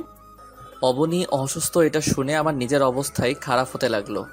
তবু নিজেকে ঠিক রেখে বললাম, জ্বর কখন এসেছে? আজকে ভোর 6-7 দিক হবে। ডাক্তারের কাছে গিয়েছিলে? আমি একা কিভাবে নিয়ে যাব? তুই একটু আয়, তোর বোনের শরীর খারাপ আর তুই আসবি না, এটা কেমন হয়? আম্মুর কথা শুনে কি বলবো ভেবে পাচ্ছি না। ঠিক কথাই তো বলেছে, আমার বোনের শরীর খারাপ, অথচ আমি দেখতে যাব না, এটা অনেক খারাপ দেখায়। তুমি কলটা রেখে দাও, আমি একটু পর আবার কল দিচ্ছি। আম্মু আর কিছু না বলে কলটা কেটে দিল। আমার চিন্তা মাখা মুখ দেখে শাহিদ বলল, কি হয়েছে? তোকে চিন্তিত লাগছে কেন? কোনো সমস্যা হয়েছে নাকি? হ্যাঁ, আজকে ভোরে অবনী অনেকটা অসুস্থ হয়ে পড়েছে, তাই আম্মু বাড়িতে যেতে বলছে। সমস্যা কি, যা গিয়ে ঘুরে আয়। যাব কিভাবে? আমার কাছে তেমন টাকা নেই, কয়েক হাজার টাকা আছে, সেগুলো দিয়ে হবে না। আমার পাশে লিজা বসেছিল, টাকাই নেই। এই কথা শুনতে পেয়ে লিজা নিজের ব্যাগ থেকে 5,000 টাকা বের করে বলল, এই টাকাগুলো নাও এবং বাড়িতে গিয়ে ঘুরে এসো। না, তোমার টাকাগুলো নিতে পারবো না। তুমি যদি আমাকে বন্ধু মনে করে থাকো তাহলে টাকা নিবে। কত মানুষকে বিনা কারণে টাকা দিলাম, তোমার তো দরকার তাই দিচ্ছি। তোমার যখন হাতে হবে আবার আমাকে ফিরিয়ে দিও, আর ফিরিয়ে দিতে না পারলেও সমস্যা নেই। লিজা কথাটা বলে আমার হাতের ভেতরে টাকাগুলো দিয়ে দিল। এবার আমি না করতে পারলাম না। এখন না করলে লিজার অসম্মান করা হবে, তার সাথে বন্ধুত্বের কথা উঠেছে, না বলে দিলে সেটাও নষ্ট হয়ে যেতে পারে। এখন নিয়ে রাখি, পরে যখন হাতে টাকা আসবে তখন না হয় দিয়ে দিব। টাকাগুলো নিয়ে মানি ব্যাগে রাখলাম, তারপর বললাম, তাহলে তোমরা থাকো, আজকে ক্লাস করব না, বাস ধরতে হবে। আমার কথা শুনে শাহিদ এবং লিজা একসঙ্গে বলল, ঠিক আছে যাও, ফোনে কথা হবে। ওদের সাথে কথা শেষ করে ভার্সিটি থেকে বের হয়ে হোস্টেলে ফিরলাম। তারপর ফ্রেশ হয়ে নিয়ে নিজের জামা কাপড় ব্যাগে তুললাম, সব কিছু রেডি করে নিয়ে রওনা দিলাম বাড়ির উদ্দেশ্যে। প্রায় 1 বছর পর বাড়িতে যাচ্ছি, এক অন্যরকম ফিলিংস হচ্ছে। অনেক দিন পর সবাইকে দেখতে পারবো। তবে এটা ভেবে কষ্ট পাচ্ছি যে অবনী খুবই অসুস্থ। অবনীর কিছু হয়ে গেলে নিজেকে ঠিক রাখতে পারবো না। আমার গন্তব্য যেতে এখনও 4 ঘন্টার মতো লাগবে, অনেক রাস্তা, তার উপর জ্যাম থাকলে আর বলা লাগবে না। কখন গিয়ে পৌঁছাবো সেটা বলতে পারবো না। বাসের জানালা দিয়ে বাইরের দৃশ্য দেখছিলাম, হঠাৎ করে আমার ফোন বাজতে লাগলো। পকেট থেকে বের করে দেখলাম আম্মু কল করেছে। হ্যাঁ আম্মু বলো। কোথায় আছিস? আসবি কি? হ্যাঁ, রওনা দিয়েছি, কয়েক ঘন্টার ভেতরে পৌঁছে যাব। অবনীর শরীরের অবস্থা কেমন? এখন জ্বরের তাপমাত্রা অনেকটা কম। ও, অবনীর খেয়াল রেখো, আমি আসার সময় ডাক্তার নিয়ে আসবো। ঠিক আছে, সাবধানে আসিস। ঠিক আছে বলে কলটা কেটে দিয়ে জানালা দিয়ে বাইরের দৃশ্য দেখতে লাগলাম। আমার সিট জানালার পাশে পড়েছে, তাই এত সুবিধা পাচ্ছি। দীর্ঘ 5 ঘন্টা অতিবাহিত হওয়ার পর চলে এলাম নিজের চিরচেনা শহরটাতে। এমনিতে আসতে 4 ঘন্টা লাগে, কিন্তু রাস্তায় কিছুটা জ্যাম থাকার কারণে 1 ঘন্টা লেট হয়েছে। বাজার থেকে আমার চেনা একজন ডাক্তারকে নিয়ে বাড়ির দিকে যেতে লাগলাম। এই 1 বছরে শহরটা অনেক উন্নত হয়ে গিয়েছে। রিক্সা করে আরও কিছুক্ষণ যাওয়ার পর বাড়ির সামনে এসে নামলাম। তারপর ডাক্তারকে বাড়ির ভেতরে নিয়ে গিয়ে অবনীকে দেখলাম। আমার সাথে ডাক্তার থাকার কারণে আম্মু কিছু বলল না, এবং অবনী তো কথাই বলতে পারছে না জ্বরের কারণে। ডাক্তার জ্বর তাপমাত্রা দেখলেন 104 ডিগ্রি। হঠাৎ করে এত জ্বর কারণে কয়েকটা ওষুধ লিখে দিলেন এবং নিয়ম অনুসারে খাওয়াতে বললেন। ডাক্তারের কাজ শেষ হয়ে যাওয়ার পর উনি চলে গেলেন। ওষুধগুলো বাজার থেকে কিনে আনতে হবে, তাই বাড়ি থেকে বের হব। এমন সময় আম্মু এসে বললেন, এখন আবার কোথায় যাচ্ছি? খাওয়া দাওয়া করে যা। এসে করব, আগে ওষুধগুলো কিনে নিয়ে আসি। ঠিক আছে, তাড়াতাড়ি আসিস। আম্মুর সাথে আর কথা না বাড়িয়ে আবার বাজারে এলাম। একটা ফার্মেসির দোকান থেকে ওষুধ কিনে নিয়ে বাড়ি ফিরে এলাম। বাড়ি ফিরে দেখলাম অবনী বসে আছে। আমি ওর কাছে গিয়ে মাথায় হাত দিয়ে বললাম, এখন কেমন লাগছে? একটু ভালো। ওষুধ নিয়ে এসেছি, হালকা খাবার খেয়ে সেগুলো খেয়ে নিস। তুই খাবি না? আর এত চিকন হয়ে গেছিস কেন? ঠিক মতো খাওয়া দাওয়া করিস না? শরীরে তো শুধু হাড্ডি। শরীরের গোশত ফ্রিজে রেখে দিয়েছি, বাইরে রোদের জন্য নষ্ট হয়ে যেতে পারে। মজা করার অভ্যাসটা আর গেল না। আমি মুচকি একটা হাসি দিয়ে নিজের রুমে চলে এলাম। রুমটা যেমন রেখে গিয়েছিলাম তেমনই আছে। আমার রুমের জানালা খুলে দেখলাম পাশের বাসার দেয়ালে লেখা আছে, এই বাসা বিক্রি করা হবে, যারা ক্রয় করতে ইচ্ছুক তারা নিচের নাম্বারে যোগাযোগ করুন। তখন আম্মু আমার রুমে খাবার নিয়ে এলো। খাবারগুলো খাটের উপর রাখতে রাখতে বলল, বাইরে কি দেখিস? আমার পাশে যে বিল্ডিং আছে সেটা বিক্রি করবে নাকি? হ্যাঁ, তারা অনেক টাকা লোন নিয়েছে, সেটা পরিশোধ করার জন্য সব কিছু বিক্রি করে দিচ্ছে। আমি আর কিছু বললাম না। ওয়াশরুমে গিয়ে ফ্রেশ হলাম, তারপর খাবার খেয়ে ঘুমিয়ে গেলাম। শরীরটা বড্ড ক্লান্ত। হঠাৎ অনুভব করলাম কেউ একজন আমাকে ডাকছে। চোখ খুলে দেখলাম অবনী আমার পাশে বসে আমাকে ডাকছে। শরীরের জ্বর নিয়ে আমাকে ডাকছে কেন সেটা জানার জন্য বললাম, কি হয়েছে? শরীরে এত জ্বর নিয়ে আমাকে ডাকছিস কেন? একা একা ভালো লাগছে না, তোর সাথে গল্প করব তাই ডাকছি। তোর জ্বর কেমন? ওষুধ খেয়েছি তাই অনেকটা কম। ও, এখন বিশ্রাম কর। জ্বর ঠিক হওয়ার পর যত ইচ্ছে গল্প করিস, সমস্যা নেই। এখন আমার বিছানায় শুয়ে থাক, না হলে শরীর আরও খারাপ করবে। অবনী আমার খাটে শুয়ে পড়ল।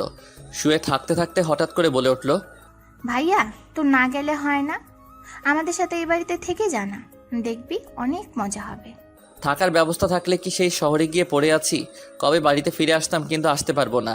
তোর ওখানে ভালো লাগে? না লাগলেও কিছু করার নেই, বাধ্য হয়ে থাকতে হয়। এবার এতদিন পর এসেছিস, কয়েকদিন থাকবি? 3-4 দিন থেকে চলে যাব। অবনী আর কিছু বলল না। জ্বরের মাথায় অনেক উল্টাপাল্টা প্রশ্ন করছে, যার উত্তরগুলো আমাকে দিতে হচ্ছে। খেয়াল করলাম অবনী আমার বিছানাতেই ঘুমিয়ে পড়ছে। এখানে যদি ঘুমাতে দেয় তাহলে অবনীর দেখাশোনা করতে সমস্যা হবে, তাই ওকে নিজের রুমে পাঠিয়ে দেওয়া ভালো হবে। অবনী ওঠ, নিজের বিছানায় যা। না, আমি আজকে তোর সাথে ঘুমাবো। এই অবস্থায় আমার সাথে ঘুমালে অসুবিধা হতে পারে, তার চেয়ে ভালো হবে নিজের রুমে গিয়ে ঘুমিয়ে থাক, আম্মু খেয়াল রাখতে পারবে। আমি পায়ে হেঁটে যেতে পারবো না, তুই বরং আমার রুমে গিয়ে ঘুমিয়ে পড়, তাই হবে। বুদ্ধি খারাপ দেয়নি। অসুস্থ শরীর ওর রুমে যাওয়া অনেকটা কষ্ট হয়ে যাবে, তার চেয়ে ভালো হবে অবনী আমার রুমে থাক, আমি ওর রুমে গিয়ে ঘুমিয়ে পড়ি। এসব ভাবছিলাম, এমন সময় আম্মুর ডাক। ডিনার করার জন্য ডাকছে। অবনীকে বললাম, ডিনার করবি না? তখন অবনী বলল, সে আগে খেয়ে নিয়েছে, এখন আর খাবে না। যেহেতু আগে খেয়ে নিয়েছে তাই কিছু বললাম না। নিজের মতো করে ডিনার করে নিয়ে অবনীর রুমে গিয়ে ঘুমিয়ে পড়লাম। এভাবে বাড়িতে বসে থাকতে থাকতে 3 দিন কেটে গেল। আর কয়েক ঘন্টা পর ঢাকায় ফিরে যাব। অবনী এবং আম্মু যেতে দিতে চাইছে না, কিন্তু আমার যেতে হবেই। তুই এখানে থেকে যা, এই শহরে কাজ খুঁজলে অভাব হবে নাকি? আম্মু শুধু কাজ করলে তো হবে না, ভালো জায়গায় পড়াশোনা না করলে ভালো চাকরি পাওয়া যায় না। এই শহরে না হয় কাজ করলাম, কিন্তু পড়াশোনা কোথায় করব? সেটা জানি। আবার আসবি কবে? আসবো খুব তাড়াতাড়ি, চিন্তা করো না। এরপর আসার সময় এই শহরে কোনো চাকরি নিয়ে ফিরবো। সেটাই করিস। আপনাদের বলে রাখি, অবনী এখন অনেকটা সুস্থ হয়ে গিয়েছে। শরীরে জ্বর নেই, তবে অনেকটা দুর্বল হয়ে গিয়েছে। বেলা 11:30টার দিকে বাস, এখন 10টা বাজে। 10:30টায় বাড়ি থেকে বের হব। বাস স্ট্যান্ডের বাসার থেকে একটু দূরে, তাই আগে বের হব। এখনও নাস্তা করা হয়নি, নাস্তা শেষ করে রওনা দিব। আম্মুকে বললাম নাস্তা দিতে, আম্মু নাস্তা দিল। নাস্তা শেষ করে সবার কাছে থেকে বিদায় নিয়ে বাস স্ট্যান্ডের দিকে রওনা দিলাম। বাড়ি থেকে বের হওয়ার সময় সবার মুখ ভার হয়েছিল, কিন্তু আমার কিছু করার নেই, বাস্তবতাকে মেনে নিতেই হবে। এলাকায় আমার তেমন বন্ধু নেই যে তার সাথে আড্ডা দিয়ে সময় নষ্ট করব।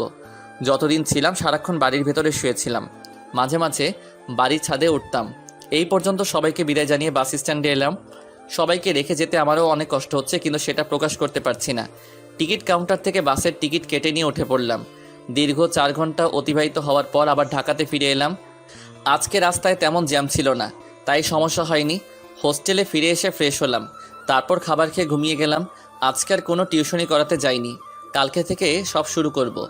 পরের দিন সকালে রেডি হয়ে ভার্সিটি গেলাম।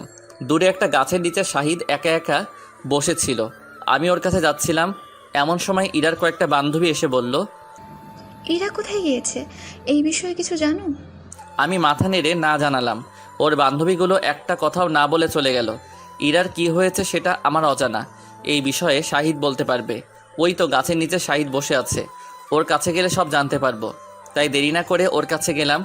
আমাকে দেখে শাহিদ বলল, কবে এসছিস? কালকে দুপুরবেলা। তোর থেকে একটা কথার জানার ছিল। বল, কি কথা? ইরার কিছু হয়েছে নাকি? তোর কাছে আসার সময় ওর বান্ধবীগুলো আমাকে ঘিরে ধরে ওর কথা জিজ্ঞেস করছিল। হ্যাঁ, কালকে সকাল থেকে ইরা সহ ওর বাবা মা কারো কোনো খবর নেই। এক রাতের ভিতরে নিজের বাড়িঘরও বিক্রি করে দিয়েছে। হঠাৎ এমন কাজ করলো কেন সেটা জানি না, তবে যাওয়ার আগে ইরার বাবা নাকি একটা চিঠি রেখে গিয়েছিল। চিঠিতে লেখা ছিল, আমার মেয়ের ভালোর জন্য ওকে নিয়ে দূরে চলে যাচ্ছি, কেউ আমাদের খোঁজ করার চেষ্টা করবে না। যার কাছে বাড়ি বিক্রি করেছে সে বলতে পারছে না ওরা কোথায় গিয়েছে। তারা জানে না। ওদের খোঁজ করার জন্য কেউ থানাতে যায়নি? পাগল নাকি? ওদের জন্য কে থানাতে যাবে? ওদের নিয়ে আর মাত্র কয়েকদিন কথা চলবে, তারপর সবাই ভুলে যাবে। জানি না মেয়েটা কোথায় গিয়েছে, তবে যেখানে যাক সহজে অহংকারী হতে পারবে না, না হলে আমার কথাগুলোর বেশি মনে পড়বে। এটা ঠিক বলেছিস। ক্লাসে শুরু হয়ে যাবে, চল ক্লাসে যাই। তারপর আমরা ক্লাসের দিকে হাঁটা শুরু করলাম। এখন আমাদের অত্যাচার করার মতো কেউ ভার্সিটিতে নেই। পুরো ভার্সিটিতে ইরা সবাইকে নিয়ে মজা, অপমান আরও অনেক কিছু করত, কিন্তু এখন সেই সব করার জন্য ইরা আর নেই। তোর বোন সুস্থ হয়েছে নাকি অসুস্থই আছে? সে এখন পুরোপুরি সুস্থ, তবে শরীরটা একটু দুর্বল। ওটা কোনো বিষয় না, অসুস্থ হলে একটু শরীর দুর্বল হবেই, 1-2 দিন যাওয়ার পর ঠিক হয়ে যাবে। এইসব কথা বলতে বলতে ক্লাসে চলে এলাম। আজকে ক্লাসের সামনের সিট ফাঁকা, অন্যদিন এটাতে ইরা বসে। এখন তো ইরা নেই, তাই সিট আমি দখল করে নিলাম। এতদিন পেছনে বসেছি, আজকে থেকে সামনে বসবো। আজকে ক্লাসটা অনেক শান্ত, কোনো ঝামেলা নেই, সবাই চুপচাপ বসে আছে। একটু পর স্যার ক্লাসে এলো, তারপর নিজের মতো ক্লাস করিয়ে চলে গেল। এভাবে সকল শিক্ষক এসে ক্লাস নিয়ে চলে গেল। সবগুলো ক্লাস শেষ হওয়ার পর প্রতিবারের মতো এবারও ক্লাস থেকে বের হলাম। তারপর সবাইকে নিয়ে ক্যাম্পাসে বসে আড্ডা দিতে লাগলাম। আজকে ভার্সিটিতে শুধু শাহিদ এবং লিজা এসেছে, বাকি সবাই কেন আসেনি সেটা আমি জানি না। দুজনের সাথে কিছুক্ষণ আড্ডা দিয়ে ওদের বিদায় জানিয়ে হোস্টেলে ফিরে এলাম। আজকে থেকে টিউশনি করাতে যাব, তাই বেশি সময় নষ্ট না করে গোসল করে নিলাম। তারপর লাঞ্চ করে বেরিয়ে পড়লাম টিউশনি করানোর জন্য। কয়েকদিন টিউশনি করাতে আসতে পারিনি দেখে সকল বাসায় জিজ্ঞেস করেছিল কেন আসেনি। তাদের সবাইকে একটাই উত্তর দিয়েছি, বোনের শরীর খারাপ ছিল, তাকে দেখার জন্য বাড়িতে গিয়েছিলাম। রাত 10:10 টিউশনি শেষ করিয়ে হোস্টেলে ফিরছি শহরের নির্জন রাস্তা দিয়ে। এই রাস্তায় তেমন মানুষজন দেখা যায় না। আশেপাশে যে সকল মানুষজন থাকে শুধু তারাই এটা দিয়ে চলাচল করে। মাঝে মাঝে 2-1টা গাড়ি চলাচল করে, তবে হঠাৎ করে হেঁটে হেঁটে যাচ্ছি এবং মনে মনে বলছি আর মাত্র 4 বছর অনার্স কমপ্লিট করে নিজের জেলায় ছোটোখাটো একটা চাকরি নিব, কারণ এই শহরে অনেক দিন থাকতে হয়েছে। আরও 4 বছর থাকতে হবে, ততদিনে এই শহরের প্রতি নিজের মায়া কমে যাবে। এখনই ইচ্ছে করে এখান থেকে ফিরে যাই নিজের শহরে, কিন্তু টিউশনি এবং পড়াশোনার জন্য যেতে পারছি না। ঠিক করেছি এই 4 বছর বাড়িতে ফিরব না। পড়াশোনা শেষ করে সেই একবার বাড়িতে চলে যাব, আর আসবো না। মোবাইলের ঘড়ির দিকে তাকালাম, মাত্র 5 মিনিট সময় অতিবাহিত হয়েছে। মাত্র এখন 10:15। হোস্টেলের গেটের সামনে রাস্তার পাশে দাঁড়িয়ে আকাশের দিকে তাকিয়ে তারা গুনছি। পরিবেশ অনেক নীরব, হালকা হালকা বাতাস বইছে। আকাশে কালো মেঘে এসে তারাগুলোকে ঢেকে দিচ্ছে। বোঝা যাচ্ছে তুমুল বৃষ্টি নামবে। চাচা নিজের জিনিসপত্রগুলো আপনার রুমে ঢুকিয়ে রাখুন, আকাশে অনেক মেঘ করেছে, তুমুল বৃষ্টি নামবে। গেটের বসে থাকা দারোয়ান চাচা বসে থেকে পান খাচ্ছিলেন। আমার কথা শুনে তিনিও আকাশের দিকে তাকিয়ে দেখলেন। সেদিকে কিছুক্ষণ তাকিয়ে থাকার পর বললেন, নামতে দাও, জীবনে অনেক দাগ লেগেছে, বৃষ্টি এসে মুছে দিতে পারলে অনেক উপকার হতো। চাচার কথায় আমি কিছুটা মুচকি হাসলাম। হয়তো চাচার জীবনে কোনো অতীত আছে যেটা সে নিজের ভেতরে লুকিয়ে রেখেছে।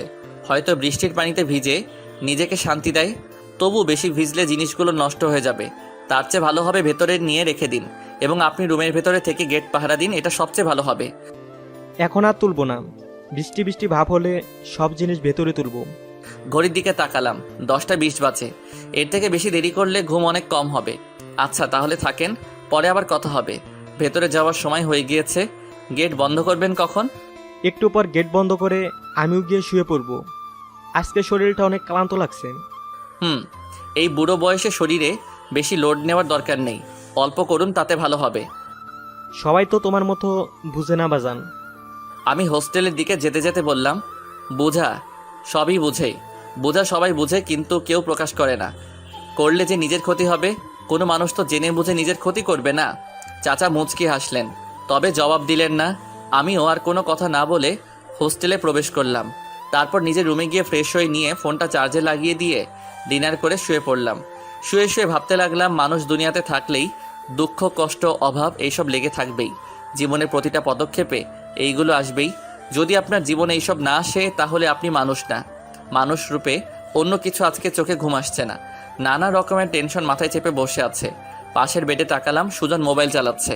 ঘুমানোর আগে ফোন চালানোর অভ্যাস ছিল, কিন্তু এখন আর নেই। একটা সময় ছিল যখন সারাদিন ফেসবুকে পড়ে থাকতাম, কিন্তু এখন নানা টেনশন, কাজের চাপে আর ফেসবুকে যাওয়া হয় না। ভাই কিছু নিয়ে চিন্তা করছেন নাকি? হঠাৎ সুজনের কণ্ঠ শুনতে পেয়ে ওর দিকে তাকালাম। সুজন মুচকে হাসি দিয়ে তাকিয়ে আছে উত্তর শোনার জন্য। না ছোট ভাই, তেমন কিছু না, মানুষের কথা চিন্তা করছিলাম। একজন মানুষের জীবনে সমস্যা লেগেই থাকে। সমস্যা মুক্ত মানুষ কি দুনিয়াতে নেই? পাওয়া একদম অসম্ভব। পৃথিবীর ধনী ব্যক্তিগুলো দিন শেষে অনেক ঝামেলা পড়ে থাকে, তবে ধর্মের পথে এসে দেখুন কোনো ঝামেলা হবে না। যে সমস্যা হবে আল্লাহ সমাধান করে দেবে। আল্লাহর উপর ভরসা করেই তো বেঁচে আছি ভাই। আশা নিয়ে আছি, জানি আল্লাহ একদিন আমার মনের আশা পূরণ করবেই। অনেক রাত হয়েছে ভাই, ঘুমিয়ে পড়ুন, না হলে সকালে উঠতে সমস্যা হবে। চোখ বন্ধ করে ফেললাম। এখন চোখে একটু একটু ঘুম আসছে। চোখ বন্ধ করে থাকতে থাকতে কখন ঘুমিয়ে গিয়েছিলাম সেটা নিজেও জানি না। পরের দিন সকালে ঘুম থেকে উঠলাম, তারপর ভার্সিটি চলে গেলাম। ভার্সিটি শেষে আবার হোস্টেলে ফিরে এলাম, তারপর টিউশনি করাতে গেলাম। এভাবে চলছিল আমার জীবন। আস্তে আস্তে দিন গেল, মাস গেল, একসময় বছর গেল। এভাবে চলতে চলতে জীবন থেকে 4 বছর কেটে গেল। পড়াশোনা শেষ। এখন ছোটোখাটো একটা কোচিং সেন্টারে জয়েন দিয়েছি। সেখানে কয়েকটা ক্লাসকে পড়াই আমি এবং শাহিদ। দুজনের পড়াশোনা একসাথে শেষ হয়েছে, তবে দুজনেই বেকার, কোনো চাকরি নেই। কিন্তু পরিবার চালানোর জন্য তো কাজ করতে হবে। চাকরির জন্য নানা জায়গায় ইন্টারভিউ দিচ্ছি, কিন্তু আমাদের দেশে ঠোঁটের কথায় চাকরি হয় না, নোটের কথাই হয়। টাকা থাকলে যে কোনো জায়গায় চাকরি হয়ে যাবে। আমি যতগুলো ইন্টারভিউ দিয়েছি সবগুলোতে টাকা চেয়েছে, কিন্তু আমার কাছে তো টাকা নেই, তাই চাকরিগুলো হয়নি। এখন নিজ শহরে কয়েকটা প্রাইভেট কোম্পানিতে ইন্টারভিউ দিয়েছি। সেগুলোর কোথাও চাকরি হয়ে গেলে ঢাকার শহর ছেড়ে বাড়িতে ফিরে যাব, আর থাকবো না এই শহরে। শাহিদও নিজ জেলায় চাকরির জন্য অ্যাপ্লাই করছে। একটা ভালো চাকরি পেলেই সেও চলে যাবে। একদিন রাতে হোস্টেলে শুয়েছিলাম, এমন সময় আমার ফোনে একটা মেইল এলো। মেইলটা ছিল আমার ইন্টারভিউ দিয়েছিলাম তার রেজাল্ট। আমি নিজ শহরে বড় একটা কোম্পানিতে চাকরি পেয়ে গিয়েছি। আগামী মাসের 1-2 তারিখ থেকে জয়েন করতে বলেছে। এটা দেখার পর দেরি না করে নিজের জিনিসপত্র গোছানো শুরু করে দিলাম। কালকের দিনটা থেকে পরশু বাড়ি ফিরে যাব। আমি চাইলে ঢাকার শহরেও চাকরি করতে পারতাম, কিন্তু সেটা আমার পক্ষে সম্ভব না। এই শহরে থেকে চাকরি করলে নিজের বাড়তি খরচ হবে, যেটা আমি দিতে পারবো না। তখন তার হোস্টেলে থাকতে পারবো না, নিজের আলাদা বাসা নিয়ে থাকতে হবে, সেটার ভাড়া দিতে হবে, নিজের খাওয়া দাওয়া খরচ চালাতে হবে, তারপর সাথে পরিবারকেও চালাতে হবে। সব দিক দিয়ে হিসেব করে দেখেছি শহরে থাকলে অনেক টাকা খরচ হবে, যার জন্য নিজ শহরে চাকরি নিলাম। নিজের জরুরি জিনিসপত্রগুলো গুছিয়ে রেখে দিয়ে ঘুমিয়ে গেলাম। পরের দিন সকালে কোচিংয়ে গেলাম। সেখানে শাহিদকে চাকরির ব্যাপারে বললাম সবটা। শুনে শাহিদ অনেক খুশি হলো। তার সাথে বলল, বাড়ি গিয়ে আমাদের ভুলে যাস না, ফোনে তো কথা বলিস। আমি শুধু মুচকি হাসি। সেদিন কোচিং থেকে নিজের বেতনগুলো নিয়ে নিলাম। তারপর শাহিদকে নিয়ে আমাদের সকল বন্ধুদের সাথে দেখা করলাম। লিজার বিয়ে হয়ে গিয়েছে আজ 1 বছর, রিফার 6 মাস, আর বাকিগুলোর বিয়ে করেনি। তারা এখনও পড়াশোনা করছে। আজকে সবার সাথে সময় কাটিয়ে পরের দিন রওনা দিলাম নিজের চিরচেনা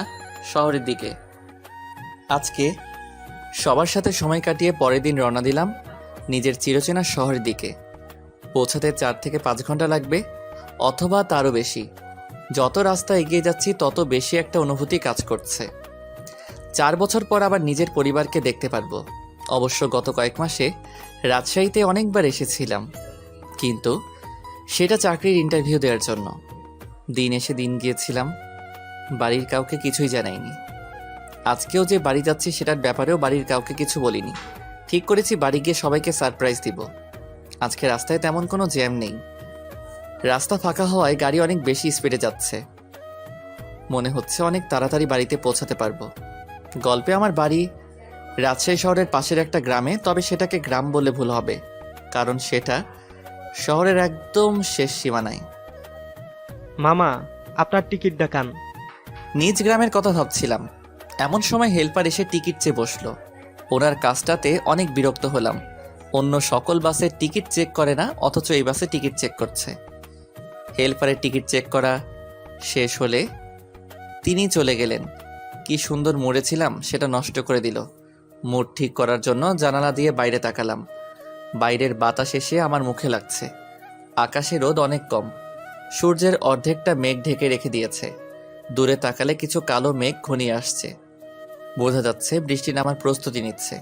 মনে মনে বললাম, বাড়িতে ওঠার পর বৃষ্টি নামলে ভালো হবে। মাঝ রাস্তায় বৃষ্টি নামলে অনেক অসুবিধা হয়ে যাবে। আস্তে আস্তে নিজের শহরটা কাছে আসতে লাগলো, তেমনি আকাশটাও কালো হয়ে গেল। বাস থেকে নামার পর আকাশের দিকে তাকালাম। পুরো আকাশ কালো মেঘে ঢেকে গিয়েছে, তার সাথে গুড়ি গুড়ি বৃষ্টি নামছে। পুরোপুরি বৃষ্টি আসার আগেই বাড়িতে পৌঁছাতে হবে। বাস স্টপ থেকে বাড়ি অনেকটা কাছে, রিকশায় করে গেলে 2-3 মিনিটের রাস্তা। অন্য সময় হলে হেঁটে বাড়ি যেতাম। আজকে হাতে অনেক কিছু আছে, তাই একটা রিক্সা নিয়ে বাড়ির দিকে রওনা দিলাম। বাড়ির সামনে আসতে আসতে বৃষ্টির গতি অনেক বেড়ে গেল। জিনিসপত্রগুলো রিক্সা থেকে নামালাম, তারপর ভাড়া দিয়ে তাড়াহুড়ো করে বাড়ির ভেতরে প্রবেশ করলাম। মেন দরজার সামনে দাঁড়িয়ে কলিং বেল বাজালাম।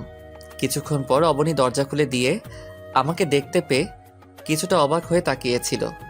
তাকিয়ে থাকতে থাকতে হঠাৎ করে আমাকে জড়িয়ে ধরে বলা শুরু করলো, ভাইয়া, তুই আসবি এটা আগে বলবি না? আজ কয়েকদিন ধরে আমার মন বলছিল আমার বাড়িতে কেউ আসবে, কিন্তু সেটা যে তুই এটা জানতাম না। আমিও অবনীকে জড়িয়ে ধরে বললাম, তোদের সারপ্রাইজ দেওয়ার জন্য না বলে চলে এসেছি। তার সাথে একটা খুশির সংবাদ আছে, এই চাকরি হয়ে গিয়েছে। এই শহরে এখন থেকে তোদের সাথে থাকবো। থাকলে তো অনেক ভালো। হ্যাঁ, আম্মু কোথায় আছে? ভেতরে রান্না করছে, তুই ভেতরে যা, আমি তোর ব্যাগ নিয়ে আসছি। আমি কিচেনে গেলাম, দেখলাম আম্মুর সাথে একটা মেয়ে দাঁড়িয়ে আছে। মেয়েটা আম্মুর সাথে কিছু বিষয় নিয়ে কথা বলছে, তবে কি বলছে সেটা শুনতে পেলাম না। কিচেনের দরজার কাছে গিয়ে আম্মুকে ডাকলাম। আম্মু আমার কণ্ঠ শুনতে পেয়ে পেছনে তাকালো। আম্মুর সাথে সেই মেয়েটাও আমার দিকে তাকালো। আম্মু আমাকে দেখে অনেকটা খুশি হয়ে বলল, কখন এসেছিস? এই তো কিছুক্ষণ আগে। ভালো করেছিস, এখন যা ফ্রেশ হয়ে আয়, তোর জন্য খাবার আনছি। আমি রুমে না গিয়ে মেয়েটার দিকে তাকালাম। মেয়েটার পুরো মুখ ওড়না দিয়ে ঢেকে রেখেছে, শুধু চোখটা দেখা যাচ্ছে। চোখ দুটোর দিকে তাকালাম, চোখটা অনেক চেনা চেনা লাগছে, মনে হচ্ছে এর আগে অনেক দেখেছি। মেয়েটাকে ভালো করে দেখে নিয়ে নিজের রুমে গেলাম। অবনী খাটের উপর বসে থেকে ফোন চালাচ্ছে। আমি ওর পাশে বসে বললাম, আম্মুর সাথে মেয়েটাকে? নুসরাত আপু আমাদের পাশের বাড়িতে থাকে। পাশের বাড়িতে থাকে? তাহলে আমাদের বাড়িতে কি করছে? ওনার নাকি নিজের বাড়িতে ভালো লাগে না, তাই আমাদের এখানে এসে সময় কাটায়। ও কোন বাড়িতে থাকে? অবনী আমার রুমের জানালা দিয়ে পাশের বিল্ডিং বাড়িটা দেখে বলল, এই বাড়িতে এর আগে এসে দেখে গিয়েছিল, বাড়িটা বিক্রি করবে। সেই বাড়িটা নুসরাত আপুরা কিনে নিয়েছে। এখন এইসব কথা বাদ দে, ফ্রেশ হয়ে আয়, আমি তোর জন্য খাবার নিয়ে আসছি। এটা বলে অবনী চলে গেল। আমি ওয়াশরুমে গিয়ে ফ্রেশ হয়ে নিলাম। এর মধ্যে অবনী খাবার নিয়ে এসেছে। খাবারগুলো খেয়ে ঘুমিয়ে গেলাম। এক ঘুমে পরের দিন সকাল। আজকে 29 তারিখ, 1 তারিখ থেকে চাকরিতে জয়েন করব। হাতে 1 থেকে 2 দিন সময় আছে বিশ্রাম নেওয়ার মতো। আমার রুমে থাকা দেয়াল ঘড়ির দিকে তাকালাম, সকাল 9টা বাজে, অথচ আমাকে কেউ ডাকতে আসেনি। বিছানা থেকে নেমে ড্রয়িং রুমে গেলাম। অবনী টিভি দেখছে, আম্মু নাস্তা বানাচ্ছে। আমি অবনীর পাশে গিয়ে ওর চুল ধরে টান দিয়ে বললাম, বসে বসে টিভি দেখছিস, নাস্তা বানানোর কাজে আম্মুকে সাহায্য করতে পারছিস না? আম্মু কাজ করতে দেয় না, তাই করি না। হ্যাঁ, শুধু বসে বসে টিভি দেখিস। যা আমার জন্য নাস্তা নিয়ে আয়। আগে ফ্রেশ হয়ে আয়, তারপর তোর জন্য নাস্তা নিয়ে আসবো। ফ্রেশ না হয়ে নাস্তা খাওয়ার জন্য পাগল হয়ে গেছিস? ঠিক আছে, আমি ফ্রেশ হয়ে আসছি, তুই নাস্তা নিয়ে আয়। আমি আর কিছু না বলে ওয়াশরুমে গিয়ে ফ্রেশ হয়ে নিলাম। ফ্রেশ হওয়া শেষ হলে অবনীকে সাথে নিয়ে নাস্তা করলাম। নাস্তা শেষ করে ড্রয়িং রুমে বসে টিভি দেখছিলাম। তখন কলিং বেল বেজে উঠল। আমার বাড়িতে এত সকালে কে আসতে পারে, এটা ভেবে পাচ্ছিলাম না। অবনী দরজা খুলতে যাচ্ছিল, আমি অবনীকে বাধা দিয়ে বললাম, তুই থাক, আমি দরজা খুলে আসছি। আমি এটা বলে দরজা খুললাম। বাইরে সে কালকের মেয়েটা দাঁড়িয়ে আছে, মুখ ওড়না দিয়ে ঢাকা, শুধু চোখ দুটো দেখা যাচ্ছে। হাতের ভেতর একটা শার্ট, জানি না কিসের জন্য এনেছে। মেয়েটা মানে নুসরাতকে বাইরে দাঁড় করিয়ে রেখে আবার ড্রয়িং রুমে এসে বসলাম। নুসরাত ভেতরে প্রবেশ করে দরজা লাগিয়ে দিল, তারপর সে অবনীর পাশে এসে বসলো। নুসরাতের সাথে বসে থাকতে আমার আনইজি ফিল হচ্ছে, তাই নিজের রুমে বারান্দায় চলে গেলাম। বারান্দার চেয়ারে বসে ফেসবুকের নিউজ ফিডে ঘোরাঘুরি করছিলাম। এমন সময় একটা মেলি কণ্ঠ বলে উঠল, আপনার শার্টটা খাটের উপর রেখে গেলাম, অনেক বছর আগে দিয়েছিলেন, এখন বোধহয় ছোট হয়ে গিয়েছে। আমি পেছন ফিরে তাকালাম। নুসরাত হাতে থাকা শার্টটি আমার খাটের উপর রেখে চলে যাচ্ছিল। ওর চলে যাওয়া দেখে আমি বললাম, এই মেয়ে দাঁড়াও, তোমার সাথে আমার কথা আছে। নুসরাত দাঁড়িয়ে গেল, আমার দিকে ফিরে তাকিয়ে দাঁড়িয়ে রইল। মেয়েটার সব কিছুতে অনেক অবাক হচ্ছি। প্রথমে চোখ, এখন কণ্ঠ। ওর কণ্ঠ শুনেও মনে হচ্ছে এটা আগে অনেক শুনেছি, কিন্তু কোথায় শুনেছি এটা মনে করতে পারছি না। নুসরাত এখনও দাঁড়িয়ে আছে, চোখে মুখে ভয়ের ছাপ, জানি না কী কারণে ভয় পাচ্ছে। খাটের উপর একটা শার্ট রাখা আছে, আমি সেটা হাতে নিয়ে দেখলাম। শার্ট দেখে আমার চোখ কপালে উঠে যাবার মতো অবস্থা, কারণ এটা সেই শার্ট দিয়ে ইরার মাথা বেঁধে দিয়েছিলাম আজ থেকে 4 বছর আগে। শার্ট অনেকটা ছোট হয়ে গিয়েছে, আমার পছন্দের শার্ট ছিল এটা। এই মেয়ে, তুমি এই শার্ট কোথায় পেলে? আর তোমার নাম কি? বাড়িতে আসার পর থেকে তোমাকে কেমন যেন চেনা চেনা লাগছে। তোমার নাম সত্যি কি নুসরাত নাকি অন্য কিছু? নুসরাত ভয় একাকার, কপাল বেয়ে ঘাম পড়তে শুরু করে দিয়েছে।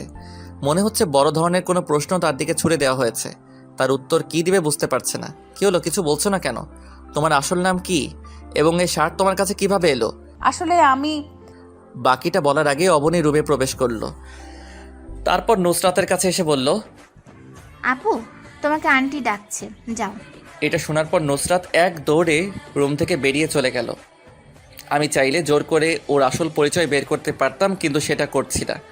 মেয়েটার চালচলন দেখে মনে হচ্ছে এটা ইরা। ওর কণ্ঠ, চোখ, হাঁটার স্টাইল সব কিছু ইরার সাথে মিলে যাচ্ছে। প্রথম ইরার কথা মনে ছিল না, তবে শার্ট দেখে ওর কথা মনে পড়ে গিয়েছে। কি ব্যাপার, নুসরাত আপুর সাথে রুমের ভেতর কি করছিলি? কথাটা শুনে ভাবনার জগৎ থেকে বাস্তবে ফিরলাম। হঠাৎ এইরূপ প্রশ্নে নিজেকে সামনে নিয়ে বললাম, কিছু না, তোর কাছে একটা প্রশ্নের উত্তর জানার ছিল, বলতে পারবি কি? নুসরাত আপুর বিষয়ে নাকি? হ্যাঁ। নুসরাতের আসল নাম কি? আসল নাম নুসরাত। ও, পুরো নাম জানিস? হ্যাঁ, নুসরাত জাহান ইরা। ইরা নামটা শুনে মনের ভেতর যত প্রশ্ন ছিল তার সব কিছু ক্লিয়ার হয়ে গেল। সেই জন্যই বলি, আমার শার্ট মেয়েটার কাছে কেন এলো? ইরা মানে নুসরাত এখানে এসেছে কতদিন? তাও 4 বছরের মতো হবে। তুই যেদিন গিয়েছিলি সেদিন বিকেলবেলা। আচ্ছা, তুই এখন যা, আমি একটু পরে আসছি। কোনো সমস্যা হয়েছে নাকি যে নুসরাত আপুর ব্যাপারে জিজ্ঞেস করছিস? না, তেমন কিছু না, এমনি জিজ্ঞেস করলাম। তুই এখন যা, আমি একটু পরে আসছি। অবনী রুমের বাইরে চলে গেল। আমি আবার বারান্দায় গেলাম, চেয়ারে বসে ভাবতে লাগলাম। অবনী যেমন করে বলল তাতে মনে হচ্ছে মেয়েটার নাম ইরা। ওর নাম সহ অনেক কিছু ইরার সাথে মিলে যাচ্ছে। বিশেষ করে যেদিন ইরার বাবা মা সহ সবাই কাউকে কিছু না বলে হারিয়ে গিয়েছিল, সব কিছু নুসরাতের সাথে মিলে যাচ্ছে। এখন যদি আরেকটা প্রশ্নের উত্তর পাই তাহলে পুরোপুরি নিশ্চিত হতে পারবো যে এটা ইরা।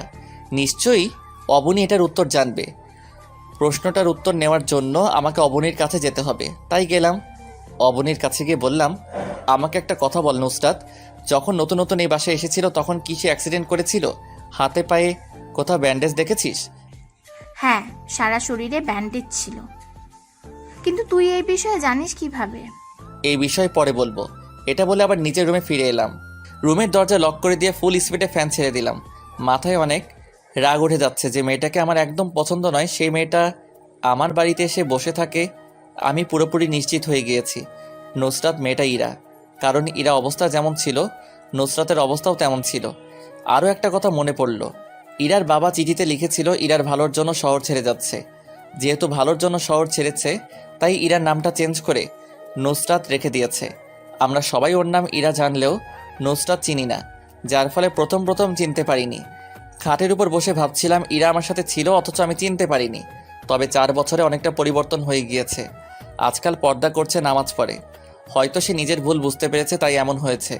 তবে অহংকারী ভাবটা তার ভেতর থেকে মুছে গিয়েছে কিনা সেটা জানি না। ইরা হাজারবার নিজের ভুল বুঝলেও আমার কাছে থেকে সহজে ক্ষমা পাবে না। খুব কঠিন একটা শাস্তি দিব মেয়েটাকে। এরপর থেকে আমার সামনে এলেই অপমান ছাড়া কিছুই পাবে না। ভাইয়া, দরজা খুলবেন, আপনার সাথে জরুরি কথা আছে। হঠাৎ কারো কণ্ঠ শুনে আমার ঘুম ভাঙলো। খাটের উপর শুয়ে থাকতে থাকতে কখন ঘুমিয়ে গিয়েছিলাম সেটা বলতে পারবো না। ঘুমটা ভাঙলো দরজা নক ও কথা বলার শব্দে। জানি না কে কথা বলছে। একরাশ বিরক্ত নিয়ে দরজা খুললাম। সামনে নুসরাত দাঁড়িয়ে আছে।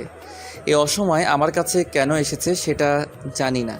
কি ব্যাপার, আমার কাছে কি মনে করে? মানে আপনার প্রশ্নের উত্তরগুলো দিতে এসেছি, তখন আম্মু ডেকেছিল তাই বাসায় যেতে হয়েছিল। ঠিক আছে, বলো। প্রশ্নের উত্তর আমিও শুনতে চাই। রুমের ভেতরে বসে কথা বললে বোধহয় ভালো হবে। আমি নুসরাতকে রুমের ভেতরে আসতে বললাম। সে ভেতরে প্রবেশ করে খাটের একটা চেয়ারে বসলো। আমি গিয়ে খাটে বসলাম। তারপর নুসরাতকে বললাম, সত্য কথা বলবে, তোমার আসল নাম কি? নুসরাত প্রথমে বলতে চাইল না, ইগনোর করার চেষ্টা করছিল। তাই আমি কিছুটা রাগী কণ্ঠ নিয়ে বললাম, কি ব্যাপার, আমার কথাটাকে ইগনোর করার চেষ্টা করছো কেন? কি মতলব নিয়ে আমার কাছে এসেছো? আমার প্রশ্নের উত্তর দিতে না অন্য কিছু করতে? আপনার প্রশ্নের উত্তর দিতে চাই। তাহলে উত্তর দিচ্ছ না কেন? সে কখন থেকে বলছি তোমার আসল নাম কি, সেটাই তো বলছো না। নুসরাত কিছুটা ভয় পেল। নিজের আসল নাম বলবে কিনা সেটা বুঝতে পারছে না। সে তো জানে না যে সাজ্জাদ তার আসল পরিচয় জেনে গিয়েছে। এখন ওর নিজের মুখ থেকে কথা শুনে নিশ্চিত হতে চাইছে। নুসরাত ভয় চুপ হয়ে আছে। ওর এইরকম চুপ থাকা আমার সহ্য হচ্ছে না। এইরকম ন্যাকামো দেখার সময় আমার হাতে নেই। কথা না বলতে পারলে রুম থেকে বেরিয়ে যাও। না, আমি বলছি, আমার আসল নাম ইরা, যেটা আপনি আগে থেকেই জানেন।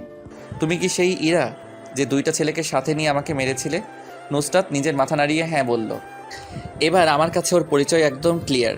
মনের ভেতরে অনেক প্রশ্ন ঘুরপাক খাচ্ছে, সেগুলো এখন করব।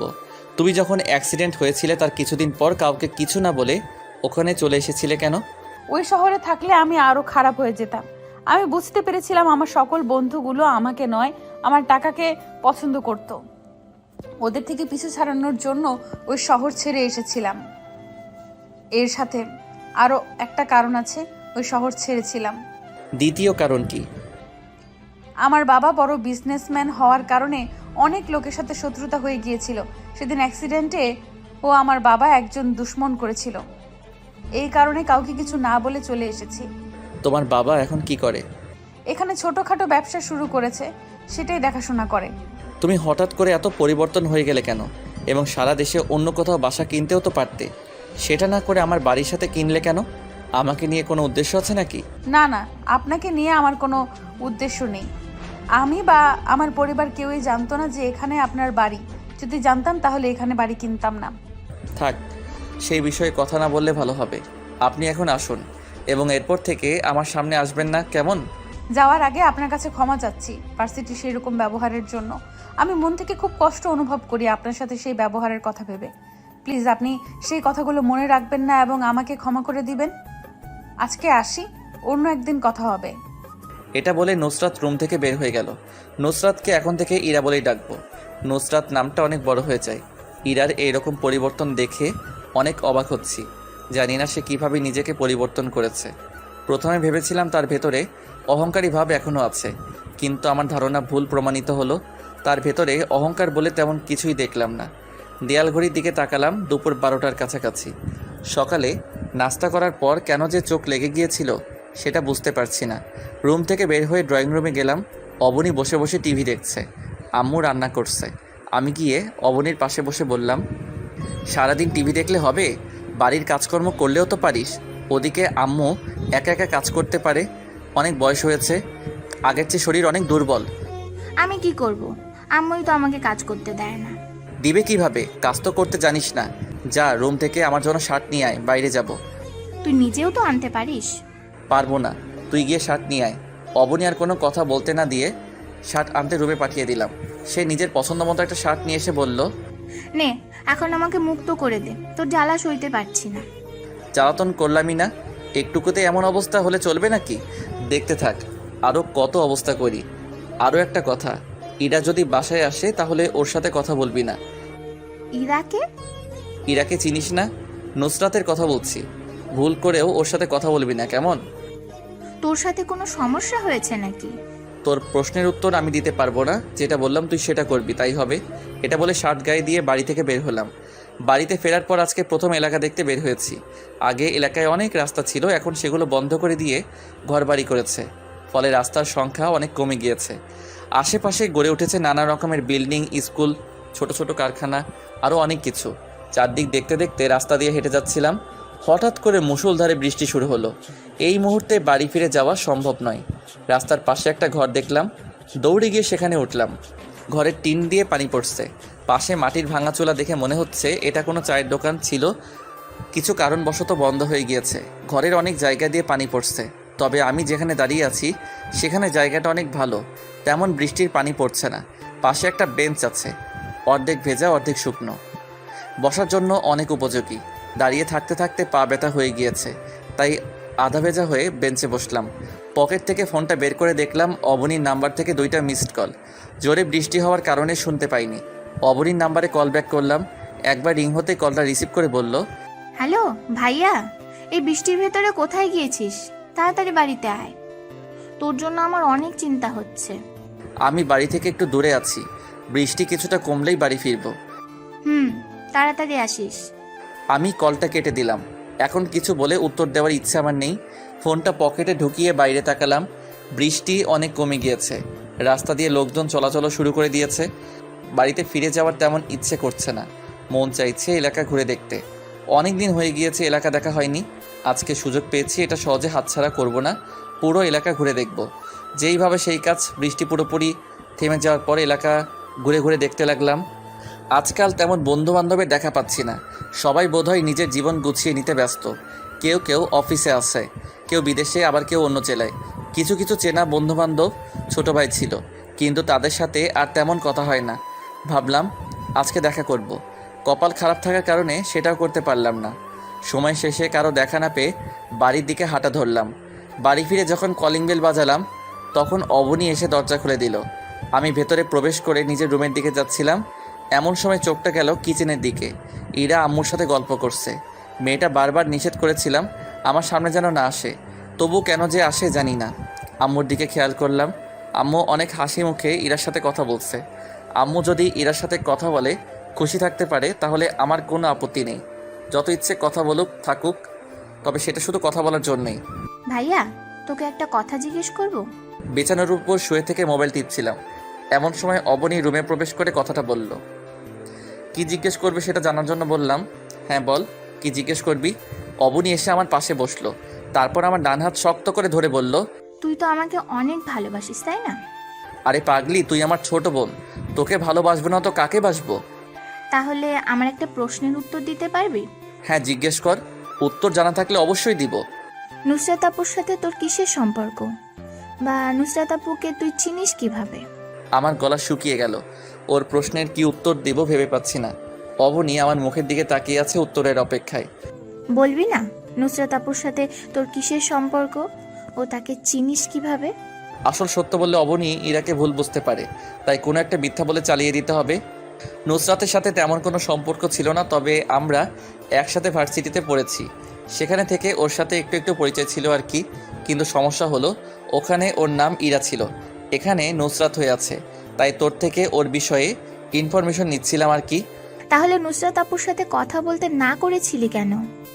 নুসরাত আপু অনেক ভালো একটা মেয়ে, পর্দা করে, দিনের পথ চলে, 5 ওয়াক্ত নামাজ পড়ে, মনের ভেতরে কোনো হিংসা নেই, অহংকার নেই, মাঝে মাঝে তো গরিবদেরও সাহায্য করে। করলে করুক, তবুও তুই ওর থেকে একটু দূরে থাকবি, কারণ আমি জানি নুসরাত আগে কেমন ছিল। কেমন ছিল? অহংকারী ছিল, ছেলেদের ডিস্টার্ব করত, র্যাগিং করত, অপমান করত, এই সবই তো, তাই না? অবনীর মুখে ইরার আগের ব্যবহারের কথা শুনে অনেক অবাক হলাম। এই অবাক চাহনি নিয়ে জিজ্ঞেস করলাম, তুই জানিস কিভাবে? নুসরাত তোকে বলেছে নাকি? তুই কি ভেবেছিস আমি নুসরাত আপুর আগের চরিত্রের ব্যাপারে কিচ্ছু জানি না? নুসরাত আপুর কাছে বসে থেকে তার অতীতের গল্প শুনেছি। মেয়েটা নিজের ভুল বুঝতে পেরেছে, তাই আজ নিজের অতীত ভুলে নতুন করে বাঁচতে শুরু করেছে। অতীতের নুসরাত এবং বর্তমানের নুসরাতের ভিতরে অনেক পার্থক্য আছে, যেটা তুই বুঝতে পারছিস না। কয়েকদিন নুসরাত আপুর সাথে কথা বলে দেখ, অতীতে সে এখন অহংকারী আছে নাকি ভালো হয়ে গিয়েছে, সেটা হাতে নাতে বুঝতে পারবি। তখন আমার কিচ্ছু বলতে হবে না। অবনীর কথায় অনেক যুক্তি আছে। ইরার ব্যবহার কয়েকদিন দেখব, তার ভেতরে আগের মতো অহংকারী ভাবটা আছে নাকি নিজেকে পরিবর্তন করে নিয়েছে সেটা বুঝতে পারবো। এখন ইরার একটা বিষয় খুব ভালো লেগেছে, যে সে দিনের পথে এসেছে। সবাইকে একদিন মারা যেতে হবে, তাই ইরার মতো দিনের পথে ফিরে এলে অনেক ভালো হবে। ইরা এখনও আম্মুর সাথে আছে, অবনী আমার পাশে বসে আছে। ওকে রুমে থাকতে বলে ড্রয়িং রুমে গেলাম। ইরা আম্মুকে রান্নার কাজে সাহায্য করছে, এটা দেখে আমার কিছুটা রাগ হলো। রুমে ফিরে এসে অবনীর কাছে গিয়ে বললাম, পাশের বাসার মেয়েটা এসে আম্মুকে রান্নার কাজে সাহায্য করে এবং তুই বসে বসে সেগুলো দেখিস, মেয়েটার জায়গায় তুই কাজ করতে পারিস না? আমি তো রান্নার কাজ করতে পারি না, আম্মুকে সাহায্য করব কিভাবে? আম্মুর সাথে কাজ করতে থাকলে এমনি শিখে যাবি। একটা কথা মনে রাখবি, পৃথিবীর কোনো মানুষই তার হাতের কাজ মায়ের পেট থেকে শিখে আসে না, তার জন্ম হওয়ার পর তাকে সকল কাজ শেখানো হয়। তুইও আম্মুর সাথে কাজ করতে থাকলে শিখে যাবি। আমি তোর কথা বুঝতে পেরেছি। কাল থেকে আমি আম্মুকে সাহায্য করব, ওইসব নুসরাতকে কোনো চান্স দিব না। কালকে থেকে কেন? আজকে থেকে কাজে লেগে পড়। না, আজকের দিনটা বিশ্রাম নেব, কাল থেকে বাসার কাজ করা শুরু করব। অবনী রুম থেকে চলে গেল। ভেবেছিলাম কথাগুলো বললে আজকে থেকে কাজ করবে, কিন্তু না, মহারানী কালকে থেকে কাজ করবে। তবে আমার কথাগুলো যে বুঝতে পেরেছে এটাই অনেক। কাজ করা না করা পরের বিষয়। কালকে থেকে ইরাকেও একটু একটু কষ্ট দিতে হবে, যেন আমাদের বাড়িতে না আসে। মেয়েটাকে দেখলেই মারতে মন চায়, কিন্তু নিজের মনকে কন্ট্রোল করে রাখি যেন এমন না করে, কারণ মেয়েদের গায়ে হাত তোলা মানায় না। আজ 30 তারিখ, আগামীকাল 1 তারিখ নতুন অফিসে জয়েন করার ডেট। মনের ভেতরে অন্যরকম একটা অনুভূতি তৈরি হচ্ছে। ভেবেছিলাম হাতে 2 দিন সময় আছে, একটু ঘোরাফেরা করে সময় কাটিয়ে দিব, কিন্তু সেই সব কিছু করতে পারলাম না। কালকের দিনটা বাড়িতে বসে থেকেই কেটে গিয়েছে। গতকাল ইরা আমাদের বাড়িতে অনেকবার এসেছে, কিন্তু সে আমার সামনে আসার সাহস পায়নি। যতটুকু পেরেছে নিজেকে আড়াল করে রেখেছে। এখন বেলা 11টা বাজে। গতকাল সারা রাত ভেবে ঠিক করেছি ইরাকে অপমান বা শাস্তি কোনো কিছুই দিব না, কারণ সে নিজের কর্মের ফল অনেক আগে ভোগ করে নিয়েছে। নতুন করে ভোগ করার মতো কোনো শাস্তি বাকি নেই। 11:30টার দিকে অবনীকে নিয়ে শপিং মলে যাব ভেবে রেখেছি, কারণ আমার তেমন নতুন জামা কাপড় নেই যেটা পরে অফিসে যাব। সবগুলো পুরনো হয়ে গিয়েছে, তাই আমার এবং অবনীর জন্য জামা কাপড় কিনব। রুমের বেলকনিতে বসে মোবাইল টিপছি, এমন সময় অবনী রেডি হয়ে এসে বলতে লাগলো, ভাইয়া কখন বের হবি? 11:30 বাজতে চললো, তাড়াতাড়ি চল, না হলে ভিড় বেড়ে যাবে। অবনীর কথা শুনে মোবাইলের দিকে তাকালাম। 11:20 বাজে। মোবাইল টিপতে গেলে সময় কোথা দিয়ে চলে যায় সেটা বোঝার কোনো উপায় থাকে না। তুই ড্রয়িং রুমে গিয়ে বসে থাক, আমি রেডি হয়ে আসছি। একটু তাড়াতাড়ি আয়, না হলে লেট হয়ে যায়। তুই তো কোনো দাওয়াতে যাচ্ছিস না যে লেট করে গেলে খাবার শেষ হয়ে যাবে। আমরা যাচ্ছি শপিং মলে, সেখানে রাত 12টায় গেলেও সমস্যা হবে না। হ্যাঁ, সেটা আমি জানি। এখন আমাকে জ্ঞান না দিয়ে তাড়াতাড়ি রেডি হয়ে আয়। এটা বলে অবনী রুমের বাইরে চলে গেল। অবনী চলে যাওয়ার পর আমি রেডি হয়ে ড্রয়িং রুমে এলাম। তারপর অবনীকে নিয়ে রওনা দিলাম শপিং মলের দিকে। দুজনে রিক্সা করে যাচ্ছি, রাস্তায় অনেক জ্যাম লেগে আছে। নুসরাত আপু আমাদের সাথে আসতে চেয়েছিল, আসেনি কেন? জানি না। প্রথমে রাজি হয়েছিল, কিন্তু পরে যখন জানতে পারে তুই আমাকে নিয়ে যাবি তখন না করে দিয়েছে। ভালো, এখন ওর কথা বাদ দে, ওর বিষয় শুনতে ভালো লাগছে না। অবনী চুপ হয়ে গেল। ইরাকে ক্ষমা করে দিলেও তাকে দেখার ইচ্ছে করে না। আমার সামনে এলেই মনে হয় এক্ষুনি অপমান করে তাড়িয়ে দেই, কিন্তু সে আমার সামনে আসেও না, অপমান করিও না। এখন এসব ফালতু কথা বাদ দিয়ে মূল গল্পে ফিরে আসি। অবনীকে নিয়ে শপিং মলের সামনে এসে নামলাম। তারপর ভেতরে ওর পছন্দ মতো জামা কাপড় কিনে রিক্সা করে বাড়িতে চলে এলাম। বাড়ির দরজার কাছে কলিং বেল বাজিয়ে অপেক্ষা করতে লাগলাম। কিছুক্ষণ পর আম্মু এসে দরজা খুলে দিল। আমরা ভেতরে প্রবেশ করে দেখলাম ইরা কেচিনে বসে আছে। চোখে ভয়ের ছাপ স্পষ্ট দেখা যাচ্ছে। চোখ দুটো বাদ দিয়ে পুরো মুখ ঢেকে রেখেছে। আমার পাশে অবনী দাঁড়িয়েছিল, হাতে শপিংয়ের ব্যাগ। সেগুলো আমার হাতে নিয়ে বললাম, আমি এইগুলো রুমে রেখে দিচ্ছি, তুই এবং নুসরাত মিলে আম্মুকে সাহায্য কর। আমার কথাটা বোধহয় ইরা শুনতে পেয়েছে। মুহূর্তের ভেতরে চোখ থেকে ভয়ের ছাপ উধাও হয়ে গেল। এখন চোখ দেখে মনে হচ্ছে সে অনেক খুশি। অবনীর দিকেও তাকালাম, সেও হাসছে। হাসির কারণ আমার জানা, তাই জিজ্ঞেস করলাম না কেন হাসছে। অবনীর শপিংয়ের ব্যাগগুলো নিয়ে ওর রুমে রেখে দিয়ে আমার ব্যাগগুলো নিয়ে নিজের রুমে এলাম। এক এক করে জামা কাপড়গুলো বের করে আলমারিতে তুলে রেখে দিয়ে ফ্রেশ হতে গেলাম। ফ্রেশ হয়ে ওয়াশরুম থেকে বের হয়ে নিয়ে ড্রয়িং রুমের দিকে অগ্রসর হলাম। আমি ড্রয়িং রুমে বসে টিভি দেখছিলাম। এমন সময় কেচিন থেকে ইরার কণ্ঠ শুনতে পেয়ে টিভির ভলিউম কমিয়ে দিলাম। ইরা আম্মুকে বলছে, আন্টি, আপনার ছেলের বয়স তো কম হলো না, এবার বিয়ে করিয়ে দেন। মুখে বললে কি আর সব হয়? ছেলের তো ভালো চাকরি লাগবে, তাই না? কেন, সে তো ভালো একটা চাকরি পেয়েছে, এখন যে কেউ তাকে মেয়ে দিতে চাইবে। দেরি না করে তাড়াতাড়ি বিয়ে করিয়ে দেন, সবার জন্যই ভালো হবে। আবার ছেলের কথা বাদ দি, তুই কবে বিয়ে করছিস এটা বল। আল্লাহ যেদিন আমার বিয়ের দিন ঠিক করে রেখেছে সেদিন। আমি শুনতে পাচ্ছি আর কোনো কথার শব্দ আসছে না। তার মানে কি কথা বলা শেষ? মাথা ঘুরিয়ে কিচেনের দিকে তাকালাম। দুজনে রান্না করছে এবং অবনী ঘর পরিষ্কার করছে।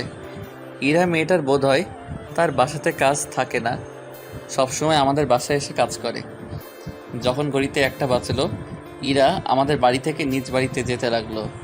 আমার সামনে দিয়ে যখন যাচ্ছিল তখন আমি বললাম, যাচ্ছেন কেন? আমাদের সাথে লাঞ্চ করে তারপর বাসায় যাবেন, থাকুন এখানে। আমার মুখে এমন কথা শুনে ইরা বোধহয় কিছুটা অবাক হয়েছিল। অবাক দৃষ্টিতে আমার দিকে কিছুক্ষণ তাকিয়ে থেকে বলল, আপনি কি আমাকে বলছেন? আপনি ছাড়া এখানে কেউ আছে? কেউ যদি না থাকে তাহলে আপনাকেই বলছি। ও আজকে পারবো না, আমি বরং অন্য একদিন আপনার সাথে লাঞ্চ করব, কেমন? এখন আমি যাই, নামাজ পড়তে হবে, আপনিও মসজিদে যান, নামাজ পড়ে আসুন। এটা বলে ইরা বাইরে চলে গেল। মেয়েটা এত ভালো হলো কবে সেটা আমি বুঝতে পারছি না। তাকে দেখে কেউ বলবে না যে সে আগে কি অহংকারী একটা মেয়ে ছিল, সবসময় কারো না কারো ক্ষতি করে বেড়াতো। অ্যাক্সিডেন্টের পর থেকে কি পরিবর্তন হয়ে গিয়েছে সেটা দেখতে পাচ্ছি। পেটে অনেক ক্ষুধা পেয়েছে। আম্মুকে খাবার দিতে বললাম, তখন আম্মু বললেন, বসে থাক, আমার হাতের কাজ শেষ হবে, তারপর তোদের সকলকে খাবার দিব। আমার কাজ শেষ হতে এখনও 10 থেকে 15 মিনিট লাগবে, ততক্ষণ অপেক্ষা কর। যেহেতু সময় লাগবে তাই জোর করলাম না, টিভি দেখায় মনোযোগ দিলাম। তারপর আম্মুর কাজ শেষ হলে সবাই মিলে লাঞ্চ করতে বসলাম। লাঞ্চ করার মাঝখানে আম্মু বলে উঠল, আগামী শুক্রবার তোর বিয়ে ঠিক করেছি। এটা শুনে গলায় খাবার আটকে গেল, ফলে কাশতে লাগলাম। অবনী আমাকে পানি দেওয়ার পর সেটা খেয়ে স্বাভাবিক হলাম। কিছুক্ষণ চুপ থেকে নিজেকে স্বাভাবিক করে নিয়ে বললাম, বিয়ে ঠিক করেছ এটা আমাকে বলনি কেন? আমি এখন বিয়ে করব না, সবেমাত্র একটা চাকরি পেলাম, আগে নিজের পায়ে দাঁড়াই, তারপর বিয়ে নিয়ে চিন্তা করব। চুপ, আমার ওপর দিয়ে কথা বলিস কেন? আমি যেটা বলছি সেটাই কর। আগে বিয়ে কর, তারপর নিজের পায়ে দাঁড়াবি। আগামী শুক্রবার তোর বিয়ে, মানে বিয়ে। বিয়েতে বেশি আয়োজন করব না, 2 ফ্যামিলির লোকজনের ভেতরেই সব করব, বড় করে অনুষ্ঠানের দরকার নেই। আমি কি বলবো ভেবে পাচ্ছিলাম না, কারণ আমার কথার কোনো মূল্য তাদের কাছে নেই। এখন যেহেতু বিয়ে দিবে বলে ঠিক করেছে, তাহলে মেয়ের ব্যাপারে সব জিজ্ঞেস করলে ভালো হবে। মেয়েটাকে সেটা জানার জন্য বললাম, ঠিক আছে আমি বিয়েতে রাজি, তবে মেয়েটাকে সেটা বিয়ের দিন দেখতে পারবি, এখন বলতে পারবো না। তবে তুই মেয়েটাকে খুব ভালো করেই চিনিস, এখন বুঝতে পারলে খুঁজে নে। আমি আর কিছু না বলে খাবার শেষ করে নিজের রুমে এসে ভাবতে লাগলাম, আমার চেনা বলতে আমি শুধু ইরাকেই চিনি। তার মানে কি ইরার সাথে আম্মু আমার বিয়ে ঠিক করেছে? সেটা করে থাকলে অসম্ভব, ইরাকে সহজে বিয়ে করা যাবে না। সারা দিন প্রেশারের উপর রেখে দিবে, কোথাও শান্তি পাবো না। কথাগুলো ভাবছিলাম, এমন সময় অবনী রুমে প্রবেশ করে বলল, এত চিন্তা কিসের? মেয়েকে নিয়ে চিন্তা করতে হবে না, মেয়ে খুব সুন্দর, তোর সাথে অনেক মানাবে। আমি শুয়েছিলাম। অবনীর কথা শুনে উঠে বসে বললাম, তুই যা এখান থেকে, আমার কথা বলতে ভালো লাগছে না। ভালো লাগবে কেন? কয়েকদিন পর নতুন বউ পাবি, তার সাথে কি করবি সেগুলো তো ভাবতে হবে নাকি? এখন কি আমার সাথে কথা বলার সময় আছে? তুই দাঁড়া, তোকে দেখাচ্ছি মজা। আজকাল বেশি কথা বলছিস। এটা বলে অবনীকে ধরতে যাব, তার আগে অবনী রুম থেকে পালিয়ে গেল। একে তো মাথা ঠিক নেই, কার সাথে বিয়ে ঠিক করেছে সে চিন্তায় মাথার চুল উঠে যাওয়ার মতো অবস্থা। অন্যদিকে অবনীর এই রকম মজা সব মিলিয়ে আমার কোনো কিছুই ভালো লাগছে না, নিজেকে বড় অসহায় লাগছে। জানি না আম্মু কোন মেয়ের সাথে আমার বিয়ে ঠিক করেছে, মেয়ে আমাকে পছন্দ করবে কি না কে জানে। তবে মাথার ভেতর একটা প্রশ্ন ঘুরপাক খাচ্ছে, সেটা হলো আম্মু বলেছিল মেয়েটাকে নাকি ভালো করে চিনি। আমার চেনার ভেতরে শুধুমাত্র ইরা, কিন্তু আম্মু তো ইরার সাথে আমার বিয়ে ঠিক করবে না, কথাটা জোর দিয়েও বলতে পারছি না। ইরাকে সামনে পেলে ওর কাছ থেকে জেনে নিব, এটাতেই ভালো হবে। দুপুর থেকে ইরার জন্য অপেক্ষা করছি, কিন্তু ইরার কোনো দেখা পাচ্ছি না। বাইরে প্রায় সন্ধ্যা হয়ে এলো, রাস্তার ল্যাম্পের আলোগুলো আস্তে আস্তে জ্বলে উঠছে। অন্যদিন সন্ধ্যার পরেও ইরা আমাদের বাড়ি এসে বসে থাকতো, তবে আজকে দুপুর থেকে সন্ধ্যা হয়ে গেল, তার দেখা পেলাম না। জানি না কোথায় গিয়েছে, যার জন্য আমাদের বাড়িতে আসতে পারছে না। সেই লাঞ্চ করে রুমের ভেতরে প্রবেশ করেছি, আর বের হইনি। রুমে বসে ইরার জন্য অপেক্ষা করছি কখন ইরা আসবে, বাট ওর কোনো খবরই নেই। রুমে শুয়ে বসে থাকতে থাকতে বিরক্ত হয়ে গিয়েছি। টেবিলের উপর থেকে ফোনটা নিয়ে বেলকনিতে গেলাম। বেলকনির শেষ কর্নারে রেখে দেওয়া চেয়ারে বসে মোবাইল দেখতে লাগলাম। 10 মিনিট এইভাবেই কেটে গেল। বাইরে পুরোপুরি অন্ধকার নেমে এসেছে, বাড়ির আশেপাশে থাকা সকল ল্যাম্পের লাইট জ্বলে উঠেছে। বাইরের সুন্দর একটা পরিবেশ দেখতে দেখতে অন্য ভাবনায় মগ্ন হয়ে গিয়েছিলাম। হঠাৎ কলিং বেলের আওয়াজে বাস্তবে ফিরলাম। দৌড়ে রুম থেকে বের হয়ে দরজা খুললাম। দরজার বাইরে ইরা দাঁড়িয়ে আছে, যার জন্য এতক্ষণ অপেক্ষা করছিলাম। ইরাকে কোনো কথা বলার সুযোগ না দিয়ে ওর হাত ধরে নিয়ে নিজের রুমে নিয়ে গেলাম। অবনী আম্মু ড্রয়িং রুমে বসেছিল। আমার এমন কর্মকাণ্ড দেখে তারা কিছু বলল না, লুকিয়ে লুকিয়ে মুচকি মুচকি হাসলো। ইরাকে নিজের রুমে নিয়ে এসে খাটের উপর বসিয়ে দিয়ে চেয়ার নিয়ে ওর সামনে বসলাম। কি হয়েছে? আমাকে এভাবে রুমে নিয়ে এসেছেন কেন? সবাই কি ভাবছে বলুন তো? তাদের কথা বাদ দিন, আমার কয়েকটা প্রশ্নের উত্তর দিয়ে আপনি চলে যেতে পারেন। জি বলুন। আমার আম্মুকে আপনার সাথে আমার বিয়ে ঠিক করেছে? ইরা কিছুটা অবাক হয়ে আমার দিকে তাকালো, কিছুক্ষণ অবাক চোখে তাকিয়ে থেকে বলল, আপনার বিয়ে ঠিক হয়েছে সেটা আমার সাথে? হ্যাঁ, আমার বিয়ে ঠিক হয়েছে। কার সাথে সেটা জানি না, আম্মু বলল আমার চেনা কোনো মেয়ের সাথে। আমার চেনা মেয়ের ভেতর শুধু আপনি, তাই আপনাকে জিজ্ঞেস করছি আপনার সাথে আমার বিয়ে ঠিক হয়েছে কিনা। ও বিয়ের বিষয়ে কেউ আমাকে কিছু বলেনি, তাই কিছু জানি না। যদি জানতে পারি তাহলে আপনাকে জানাবো, কেমন? ঠিক আছে, আপনি তাহলে যান। ইরা তাড়াহুড়ো করে রুম থেকে বের হয়ে গেল। ইরাও জানে না ওর সাথে আমার বিয়ে ঠিক হয়েছে কিনা। আম্মুকে জিজ্ঞেস করলে তার এক কথায় উত্তর। ড্রয়িং রুমে আম্মু, ইরা, অবনীর কণ্ঠ শুনতে পেলাম কোনো একটা বিষয় নিয়ে কথা বলছে এবং হাসাহাসি করছে। আমাকে নিয়ে হাসাহাসি করছে কিনা সেটা জানার জন্য ড্রয়িং রুমে গিয়ে সবাইকে উদ্দেশ্য করে বললাম, এত হাসাহাসি কিসের? আস্তে আস্তে হাসতে পারো না? তোর সমস্যা হলে তুই বাইরে চলে যা, আমরা হাসতে পারবো না, মন খুলে জোরে জোরে হাসবো। আমার বাড়িতে জোরে জোরে হাসা নিষেধ, তাই কেউ জোরে হাসবি না, আমার অনেক সমস্যা হয়। এটা বলে আবার নিজের রুমে ফিরে এলাম। এখন হাসির শব্দ আমার রুমে আসছে না। হাসাহাসি বন্ধ করে টিভি দেখায় ব্যস্ত হয়ে পড়েছে। আমার রুমে টিভি নেই, কারণ খুব বেশি টিভি দেখি না। হাতে একটা মোবাইল আছে, সেটা দিয়ে সারাদিন কাটিয়ে দিতে পারি। সেদিনের মতো কোনো রকমভাবে কেটে গেল। রাত্রে ডিনার করে এসে ঘুমিয়ে গেলাম। পরদিন ঘুম ভাঙলো অবনীর ডাকে। ঘুম ঘুম চোখ নিয়ে ঘড়ির দিকে তাকালাম। ভোর 7টা বাজে, 9:30 থেকে অফিস। কালকে রাতে অবনীকে বলেছিলাম ভোর ভোরে ডেকে দিতে, সে সেটাই দিয়েছে। বিছানা ছেড়ে ফ্রেশ হয়ে নিয়ে অফিসের জন্য রেডি হলাম। তারপর নাস্তা করে নিয়ে বেরিয়ে পড়লাম নতুন অফিসের দিকে। বাড়ি থেকে অফিস অনেক দূরে, তাই যেতেও সময় লাগবে। রিক্সা নিয়ে অফিসের দিকে যাচ্ছি। রাস্তায় জ্যাম থাকার কারণে অফিসের সামনে আসতে একটু লেট হয়ে গিয়েছে। বাড়ি থেকে বের হয়েছিলাম 8:30-এ, এখন 9:15 বাজে। যেহেতু আজকে প্রথম দিন, তাই 15 মিনিট আগে এসেছি। রিক্সা ভাড়া দিয়ে অফিসের ভেতরে প্রবেশ করলাম। ভেতরে গিয়ে ম্যানেজার সাহেবের কেবিন খুঁজছিলাম। এমন সময় অফিসের পিয়ন এসে বলল, কাকে খুঁজছেন? আমি ম্যানেজার কেবিন খুঁজছিলাম। এটা বলার সঙ্গে সঙ্গে উনি বললেন, আমার সাথে আসুন। আমি পিয়নের পেছন পেছন যেতে লাগলাম। পিয়ন আমাকে নিয়ে একটা রুমে প্রবেশ করলো। চেয়ারে একজন মধ্যবয়স্ক লোক বসে আছে, বোধহয় উনি ম্যানেজার। পিয়ন আমাকে দেখিয়ে ম্যানেজারকে বলল, স্যার, ছেলেটা আপনাকে খুঁজছে, দেখে মনে হচ্ছে আজকে নতুন জয়েন করেছে। আপনি যান, আমি ওনার সাথে কথা বলছি। পিয়ন চলে গেলেন। আমি ম্যানেজারের দিকে তাকালাম। ম্যানেজার নিজের হাতের ইশারা দিয়ে আমাকে চেয়ারে বসতে বললেন। আমি বসে পড়লাম। আপনার নাম কি? সাজ্জাদ কেয়ার। নতুন জয়েন করেছেন? হ্যাঁ। এর আগে কোথাও কাজ করেছেন? না, এখানেই প্রথম। ঠিক আছে, আমি পিয়নকে বলে দিচ্ছি আপনার ডেস্ক দেখিয়ে দিবে। একটু পরে আমাদের লোক গিয়ে আপনার কাজ বুঝিয়ে দিয়ে আসবে, কেমন? জি স্যার। তখন ম্যানেজার সাহেব একটা প্যাকেট বের করে আমার হাতে দিয়ে বললেন, নিন আপনার 1 মাসের অগ্রিম বেতন। এটা আগে দিলাম যেন কাজের উৎসাহ বাড়ে, বুঝেছেন? জি স্যার। ঠিক আছে, এবার আসুন। পিয়নকে গিয়ে নতুন ডেস্কের কথা বলুন, দেখিয়ে দিবে।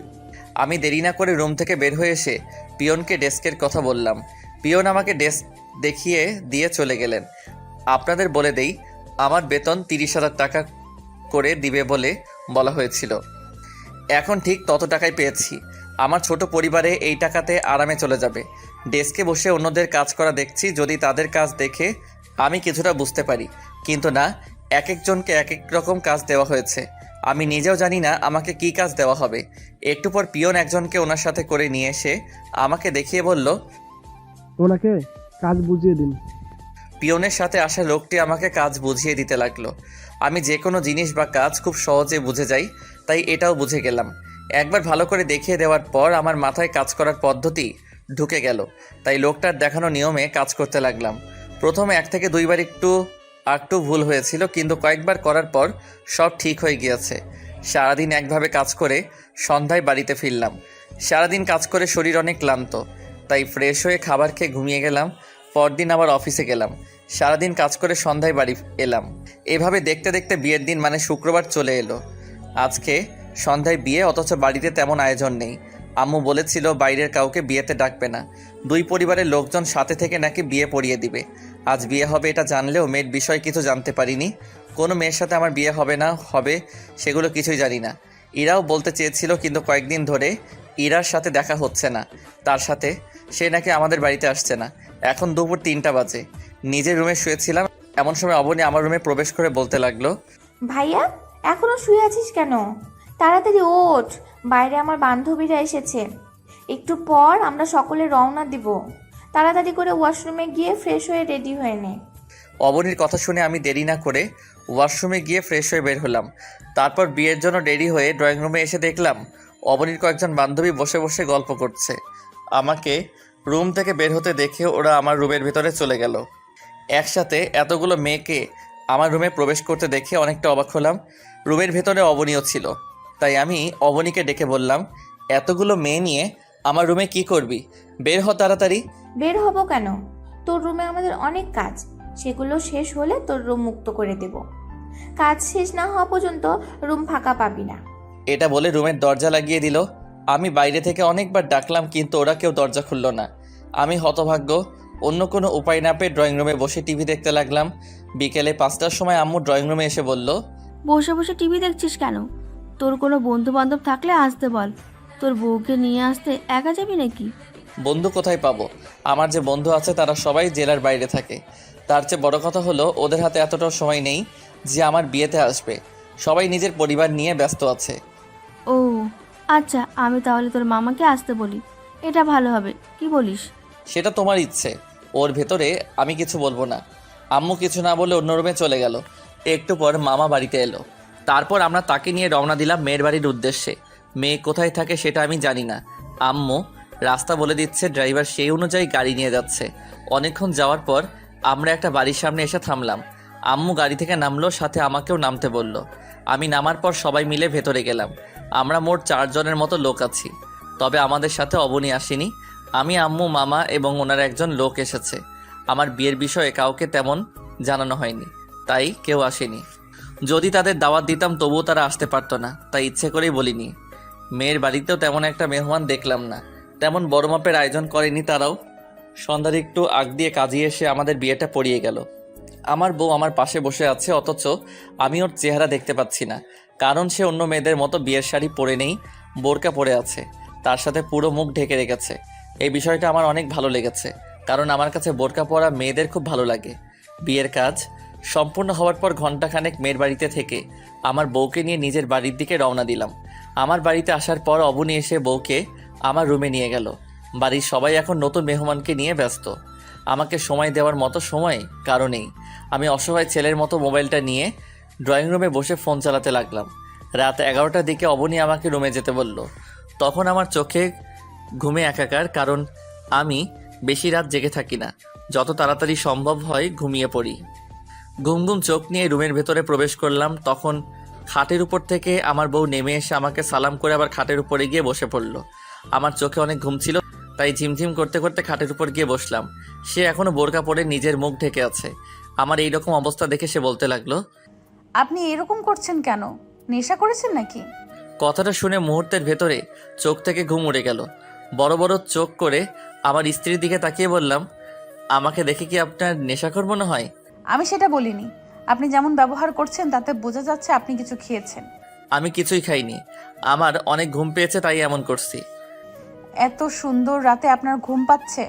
আমাকে বিয়ে করে নিয়ে এলেন, কই রাতভর আমার সাথে গল্প করবেন সেটা না। আপনার সাথে কি গল্প করব? আপনাকে তো ভালো করে চিনি না, চিনলে না হয় গল্প করতাম। মেয়েটি কিছুটা অবাক হয়ে বলল, আমাকে চিনেন না? না, আপনার নাম কি? একটু অপেক্ষা করুন, আমি বোরকা খুলে আসছি। এটা বলে মেয়েটা হাতে একটা শাড়ি নিয়ে ওয়াশরুমের দিকে চলে গেল। মেয়েটার হাঁটার স্টাইল আমার কেমন যেন চেনা চেনা লাগছে। ইরার সাথে অনেকটা মিল আছে, তবে ইরার কণ্ঠ এবং এই মেয়েটার কণ্ঠে অনেক পার্থক্য আছে। অনেকক্ষণ যাবৎ ওয়াশরুমে থাকার পর সেখান থেকে বের হলো। এখন শাড়ি পরে আছে, তবে মুখটা কাপড় দিয়ে ঢেকে রাখা আছে। মেয়েটা আস্তে আস্তে খাটের উপর এসে আমার পাশে বসলো। তারপর বলতে লাগলো, আমি চাই আপনি আমার মুখের কাপড় সরিয়ে আমাকে দেখুন। আমার মেয়েটাকে দেখার খুব ইচ্ছে। যার সাথে বিয়ে হয়েছে তার মুখটা দেখার জন্য আমার মনটা কেমন করছে। তাই বেশি দেরি না করে মেয়েটার মুখ থেকে কাপড় সরিয়ে দিলাম। মেয়েটা কোনো প্রকার বাধা দিল না, দিবেই বা কেন, হাজার হোক আমি তার স্বামী। কাপড় সরিয়ে মেয়েটার মুখ থেকে আমি চমকে উঠলাম, কারণ মেয়েটার কেউ না, মেয়েটা হলো ইরা। লাস্ট 4 বছর আগে ইরার চেহারা দেখেছিলাম এবং আজকে দেখলাম। আগের চেয়ে চেহারা অনেক সুন্দর হয়ে গিয়েছে, যে কেউ দেখলে ওর প্রেমে পড়তে বাধ্য। আমি ওর চোখের দিকে তাকিয়ে মুগ্ধ হয়ে তাকিয়ে আছি। চোখ ফেরাতে ইচ্ছে করছে না। অপলক দৃষ্টিতে ওর দিকে তাকিয়ে আছি। অনেকক্ষণ তাকিয়ে থাকার পর ইরা বলল, এভাবে কি দেখেন? এরকম ভাবে তাকিয়ে থাকবেন না। আপনার এরকম চাহনি আপনার প্রেমে পড়তে বাধ্য করবে। প্রেমে পড়তে মন চাইলে পড়ো, আমি তো না করিনি। তবে তার আগে আমার কয়েকটা প্রশ্নের উত্তর দিবে? হ্যাঁ বলুন। আপনার সাথে দেখা হওয়ার পর থেকে তো শুধু প্রশ্নের উত্তরে নিয়ে যাচ্ছেন। বলুন এবারের প্রশ্ন কি? আমার বিয়েটা যে আপনার সাথে হবে এটা আপনি জানা সত্ত্বেও আমাকে বলেননি কেন? আমি নিজেই তো 2 দিন আগে জানতে পারলাম। সেদিন থেকে আপনার সাথে দেখাও হয়নি, তাই জানাতেও পারিনি। যখন জানতে পারলেন আপনার সাথে আমার বিয়ে, তখন বিয়ে করতে রাজি ছিলেন? আমি সবকিছু আল্লাহর হাতে ছেড়ে দিয়েছি। তিনি যার সঙ্গে আমার বিয়ে দিবে আমি তাকে নিয়েই সংসার করব। এটা বলে ইরা আমার ডান হাত জড়িয়ে ধরলো। ইরার এমন কাজে আমি তেমন একটা অবাক হলাম না, উল্টো একটা ভালো লাগা কাজ করতে লাগলো। আমি যদি আপনাকে মেনে না নিই তাহলে কি করবেন? আপনি আমাকে অবহেলা করুন, মারধর করুন, মেনে না নিন, পৃথিবীর সব রকম অত্যাচার করলেও আমি আপনাকে ছেড়ে যাব না। আপনাকে সাথে সারা জীবন থাকার জন্য বিয়ে করেছি, তাই থাকবো। আপনি শুধু আমাকে দুবেলা খাবার এবং মাঝে মাঝে জামা কাপড় কিনে দিয়েন, তাই হবে। টাকা পয়সা, বাড়ি গাড়ি এরকম কিছু লাগবে না। আপনি আমার পাশে থাকলেই সব হবে। ইরাকে বিয়ে করে নিজেকে কেমন যেন ভাগ্যবান মনে হচ্ছে। এমন একটা মেয়ে আমার বউ হবে এটা ভাবতেই পারিনি। কি হলো? কোথায় হারিয়ে গেলেন? এটা আমার শরীরে ধাক্কা দিল। ভাবনার জগৎ থেকে বাস্তবে ফিরলাম। তারপর নিজেকে সামনে নিয়ে বললাম, না, কোথাও হারিয়ে যাইনি, আপনার পাশেই আছি। এখন যান, অজু করে আসুন। দুজনে মিলে 2 রাকাত নফল নামাজ পড়ে আল্লাহর কাছে নতুন জীবনের জন্য শুকরিয়া আদায় করব। আমি আর দেরি করলাম না, ওয়াশরুমে গিয়ে অজু করলাম। তারপর ইরাও অজু করে নিল। দুজনের অজু করা শেষে 2 রাকাত নফল নামাজ পড়ে নিলাম। আল্লাহর কাছে নতুন দাম্পত্য জীবনের জন্য শুকরিয়া আদায় করলাম।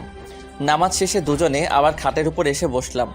দেখেন, ভার্সিটি লাইফে আপনার সাথে যা করেছিলাম সেগুলোর জন্য ক্ষমা চাচ্ছি। আশা করি আমাকে ক্ষমা করে দিবেন এবং ওইসব অতীতের কথাগুলো আপনার মন থেকে বের করে দিবেন।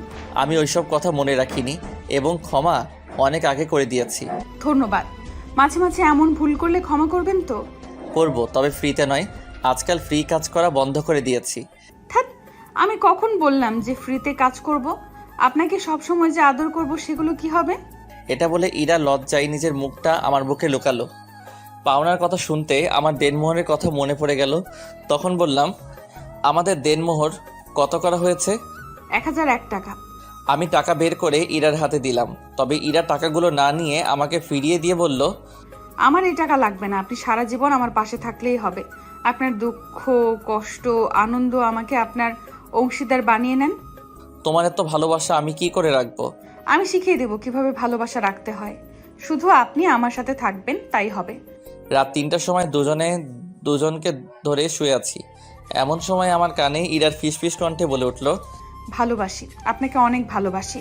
সারা জীবন এইভাবেই ভালোবেসে যাব। আপনি আমাকে এইভাবে ভালোবাসবেন তো? আমি ইরার কপালে একটা ভালোবাসার স্পর্শ দিয়ে বললাম, হ্যাঁ, আমিও তোমাকে ভালোবাসি।